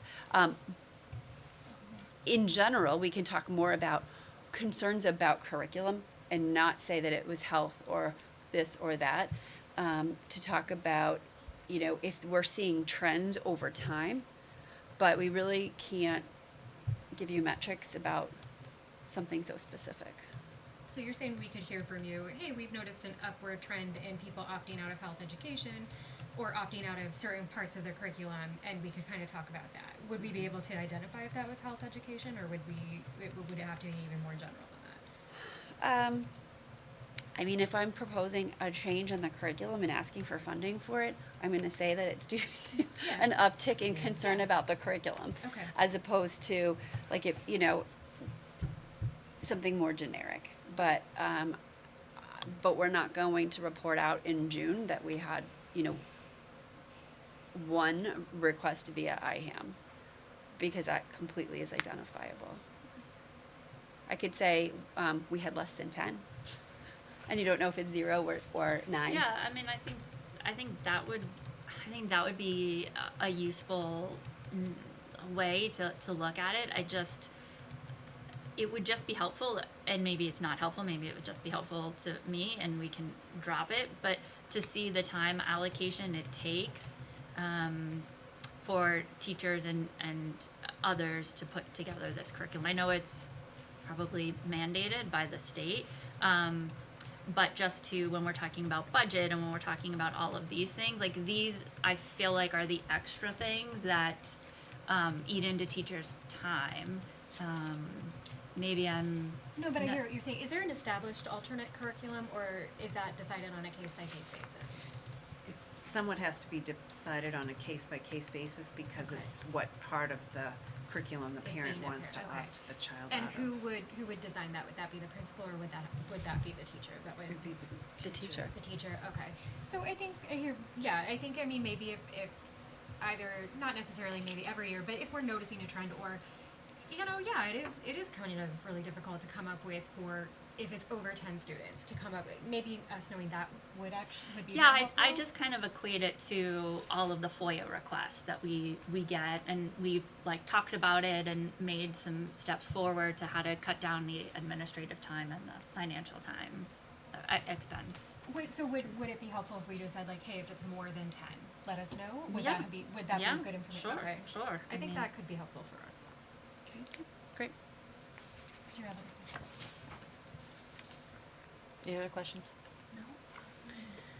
Okay, we want to talk about the new ones? Do we want to vote to do those ones Or you first? make or one big motion. No, we one do at one the big end? motion at the end. Okay. So our next one for a first reading is GCQC, resignation of instructional staff. And there were no, brand new. it was brand new, and there was no recommended changes from the committee. The next one is, Oh, wait, didn't we make a change? It was a brand new policy.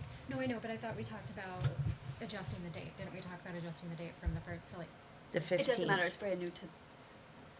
So this From policy the- has existed in the co-op and in Hollis for nearly 20 years. Brookline didn't have it.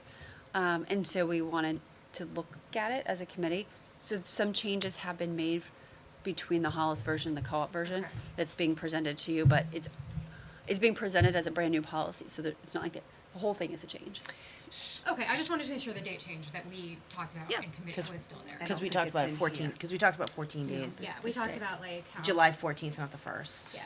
So, okay, so for this one, since it's new, is there any other feedback from the board that they would like the policy committee to go back and revisit? So That's how we basically, do this policy is about, if you haven't read it, it's about if we receive resignations from a staff member under contract after it said initially the July 1st of the year of the contract, right? But I had requested that we adjust that to about a 2 week. It wasn't in there, so I've added it now. Yeah, perfect, thank you, Dot. So just kind of adjusting it, but if we, if we're receiving a resignation and you're under contract and you've agreed after a 2 week period when the year starts, then we're basically, that we would consider that a contract breach, and they're not, we may, ask, like, determining kind of, I think, like on a case by case basis, Gina, right, of like, we Yeah, might so- need to recoup health costs. and things So like there that. are, so the reason it says July 1st is if they're a returning staff member, they're then liable for their health insurance they've paid nothing for. So then they owe us money if they resign after July 1st, and many folks don't realize that. So if we change it to July 14th, that muddies the water a little bit. I'm just going to say that. But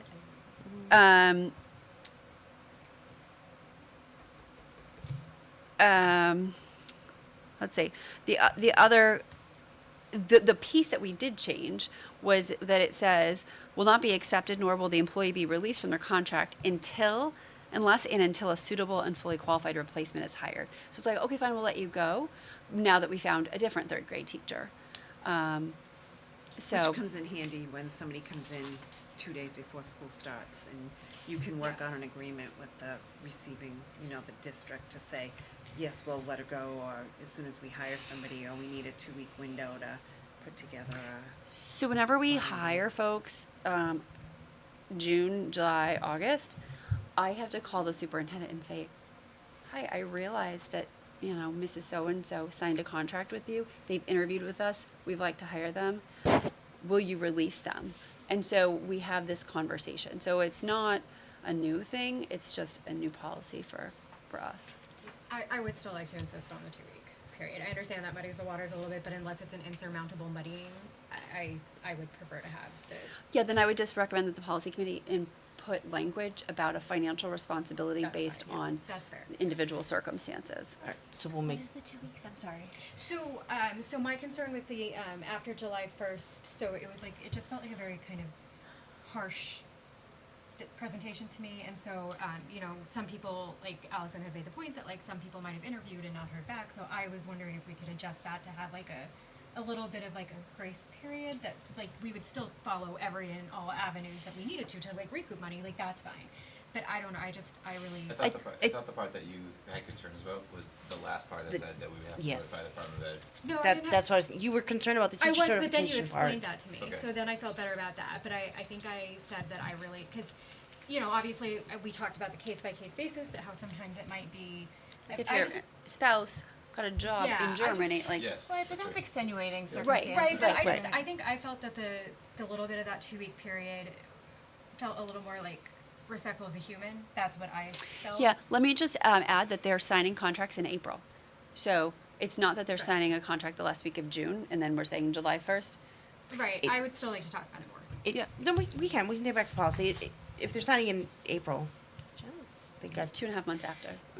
don't think I realized that when we had this conversation. But okay, yeah. I think I signed my contract in March. Yeah. So I mean, That's because we're college. there's plenty of time to find, and if sometimes we have folks that for whatever reason they're looking for another position, and they'll let us know in April when their contract comes out, hey, just so you know, I'm interviewing, I was really looking to be closer to home. I don't want to sign, but I don't know what to do. And so we might give an extension or talk to the district to see if, like the district they're looking to go to see how serious they are. So we do work with employees every year. But this is to help us with those,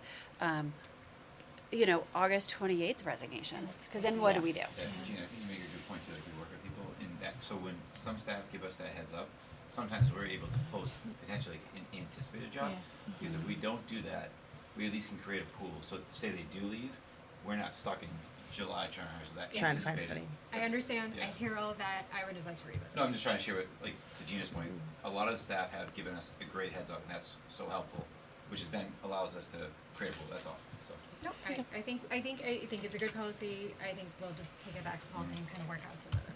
Yep. Is there any other feedback from the team here? No. All right. Next. Then JICJ, which is otherwise known as the bell-to-bell cell phone. These guys. Our favorite policy. Our favorite policy.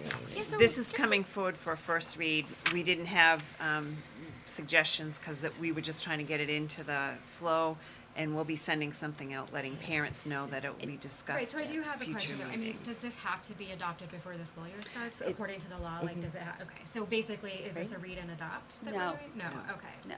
Okay. No, and so it was impossible to Right. to meet their requirement, but we are putting in a really good faith effort Okay. to do to follow the intent of it. So we are making so. I'll share the series of steps, knowing that high school and middle school will face the biggest challenges with this.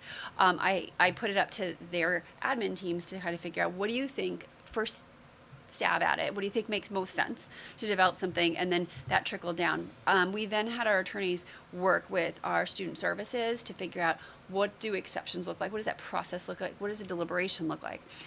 We then put this in all of our handbooks, so all the parents that have completed the Power School registration, because they've read every little bit of every I definitely attachment read that everything. Definitely did. that is in there. They've signed Don't off give that me they've that. read and agreed with the I did sign it. handbook, knowing that it's a lot of time. You know, especially if you have multiple children, you're like, yep, check, next. You do that, right? So then we sent out a communication. The principals, Yeah. all at the same That was time, just 3 p.m. specific. on a Friday, sent it out. We then brought it to every board in August for a first read, intentionally just a first read.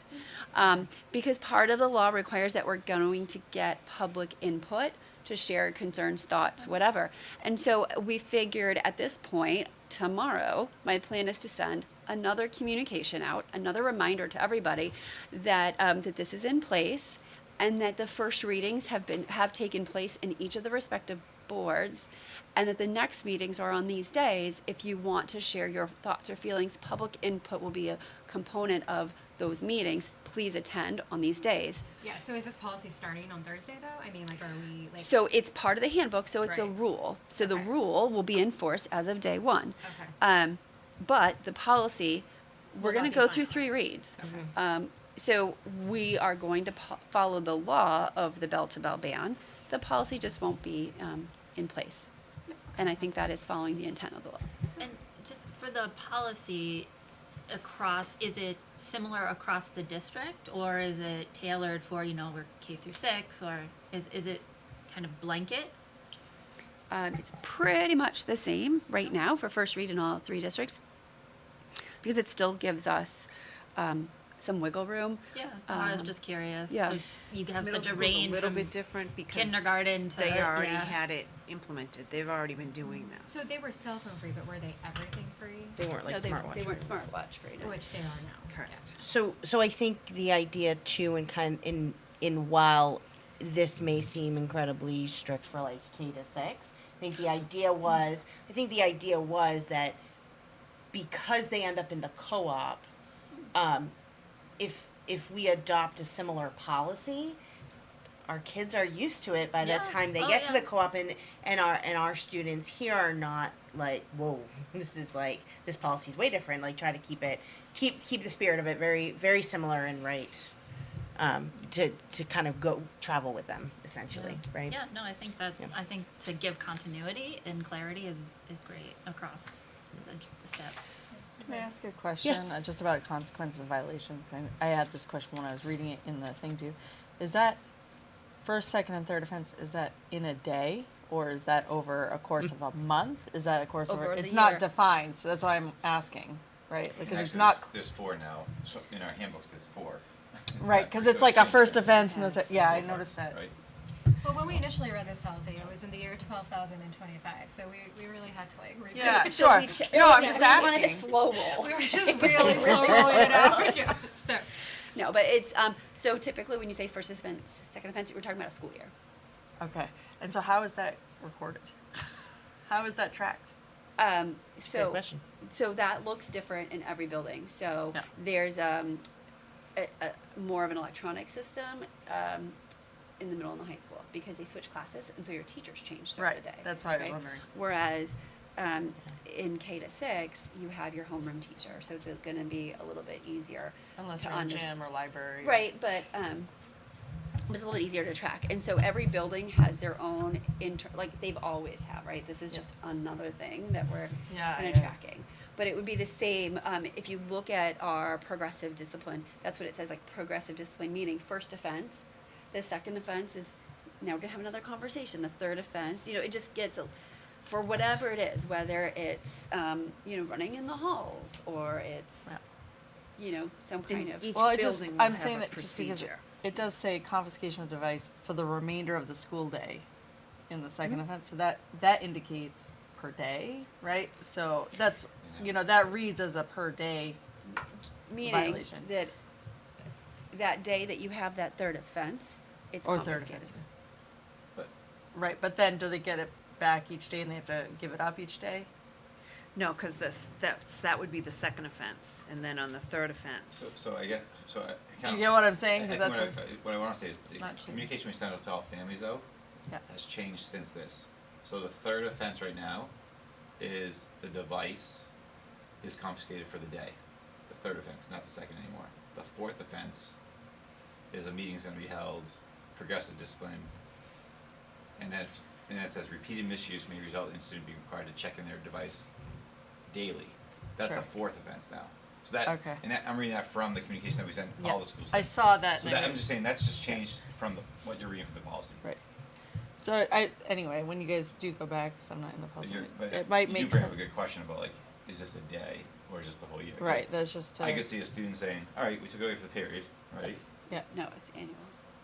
But it's annual, But- yeah. But also like, while we're talking about that, like verbal warning. So does that mean, hey, don't do that again, or hey, don't do this again and go put it away? So is it a verbal warning and request to put device in backpack for the day? Like, what is that? What does that look It was like? supposed Like, to be in the backpack to start with, right? well, So- Right. yeah, but And then that brings up issues of compliance or insubordination. So that could lead to other issues, other consequences that don't follow this, and that would just be based on insubordination. So one thing we did bring up in the policy meeting that I felt was important was I asked Dan and Chaz if they had strategies in terms of how to educate parents and families about it, and they both said they did, and that they were, because I think that's going to be a big piece of it, is how we're educating parents about it and kind of working with them. So I think that's going to be a growing pains process too, but both of them had thought about it and kind of had thoughtful plans about how they were going to work with families to help educate also around this, so that, because I think if we can strengthen our education approach to parents, we might see less of we might not have to do the consequence, is if we can kind of educate parents about it. I also did clarify that Lauren kind of has a good plan in place for because certainly it's going to be complicated if a kid walks in and goes, well, so-and-so has an iPad and I can't have my smartwatch, whereas if that's an IEP or accommodation, Lauren already kind of has a good plan of how to help address that so that it can be made clear that that's an accommodation, that it's not connected to the internet, that kind of thing. So I did make sure that those two things were in place, which I think will be helpful. But I think we're just going to kind of have to see how it goes. 100%. I'm just saying clarify, no, I agree with right? you, And then the yes. other thing to that would be also clarifying that it's any electronic device. So Yes. so it'd be well, my first offense is my phone, but now I've here's got my my watch. smartwatch, yeah. Yeah, And so no, now it's I'm a first offense on my watch, and No, it's now all I can, together. you know what I Yeah. mean? So just and clarifying now I have that. my Fitbit because Right, you because can't do there's always those, loopholes, yeah. right? And so, Yeah. and it's gonna be a pain in the ass for the teacher, right, to get through that stuff, and the more clear and the more precise and the more, I just had those questions when I read it in my email personally, outside of these. But I think that's the So- benefit, is that we're reading it as parents first, Right. and that is giving us good questions and a good sense of what other parents might be feeling. I think that's helpful. 100%. Yeah. So just as a aside. Yeah. Just one more thing, just playing devil's advocate. What if they were just like put in a box, or like how Yeah. how Will and Barrett were saying, like, you know, a teacher has a shoe rack and everybody just like. So I'll tell you why. So we could spend a lot of money on pouches, and then kids cut them with scissors, and then we've just spent a lot of money on pouches, and someone's sitting there unlocking them, locking them, and we've wasted money, and now there's vandalism. For many years, teachers have had like the shoe rack over the door, and students put them in. But then some students put the fake phone in, and then they have another. Like there's so many loopholes. At the end of the day, Yeah, I guess I'm gonna have to learn What? some of these things. That is no a good fake, one. not a flip phone. Burn a phone. They But so 3D at the end of print the day, one. Yeah. They there's just probably supposed did. to be a way, and then they're like, oh, I don't have one to put it. Like, we're wasting really valuable education time arguing about whether or not you had a phone to actually put in the thing. And at the end of the day, our goal is just to make sure we're providing cell phone free education. And I mean, and honestly, I'll say this as the parent of a 5-year-old, she can bypass the password on most of our stuff anyway at this point. It's starting a lot younger for kids, so I do think the clearer that we can be and the more consistent we can be in certainly approaching it, I do think, Lynn, to your point, that clarifying it and making sure that we're clear about that is going to be very helpful, because kids are learning earlier and earlier how to use technology to their benefit, which Yeah. it's important, but also not in the situation. It's not helpful for that. Yeah. Any other questions or thoughts or anything else that that the board wants us to take a look at in policy committee? And then our last policy was BDE board committees. And if you look at that, we added significant new language in that, in struck the first paragraph. Yep. Do you want to explain this one, or do you want me to? No, you can. This is your meeting. Okay, so Gina kind of already brought this forward in the facilities update, but one of the things that I asked the policy committee to look at, and then I participated in this, was really putting some governance and guardrails, for lack of a better word, around our board committees, because if you look at the lines that are struck out at the beginning, that was the entire policy. It was very short. It was not, wasn't helpful, and we've had a lot of, even I, back in April, I struggled with like what our committees are, should be, what they're doing, and then in doing research and looking around at other school boards and how they do committees, it was like, well, a lot of them have standing committees, and some have policies, some have charters, and so there's different ways that we can approach it. So this is just a first draft of articulating what standing committees could potentially be year to year. You may not have every committee every year. We are a 5-person board. It kind of goes back to what Barrett was saying about how, you know, they had 3 people on 8 committees, and it's too much. You know, this year being a negotiation year, like that really should be our primary focus alongside facilities to ensure that we're maintaining our buildings, but then maybe some of our other ones are not active in a particular year. So this kind of just calls that out and sets the stage there. And then there's this section that was added towards the bottom with the special appointments and delegations and board appointments. So like, I sat and did the exit interview for the superintendent earlier this year. That was a one-time, one-off thing.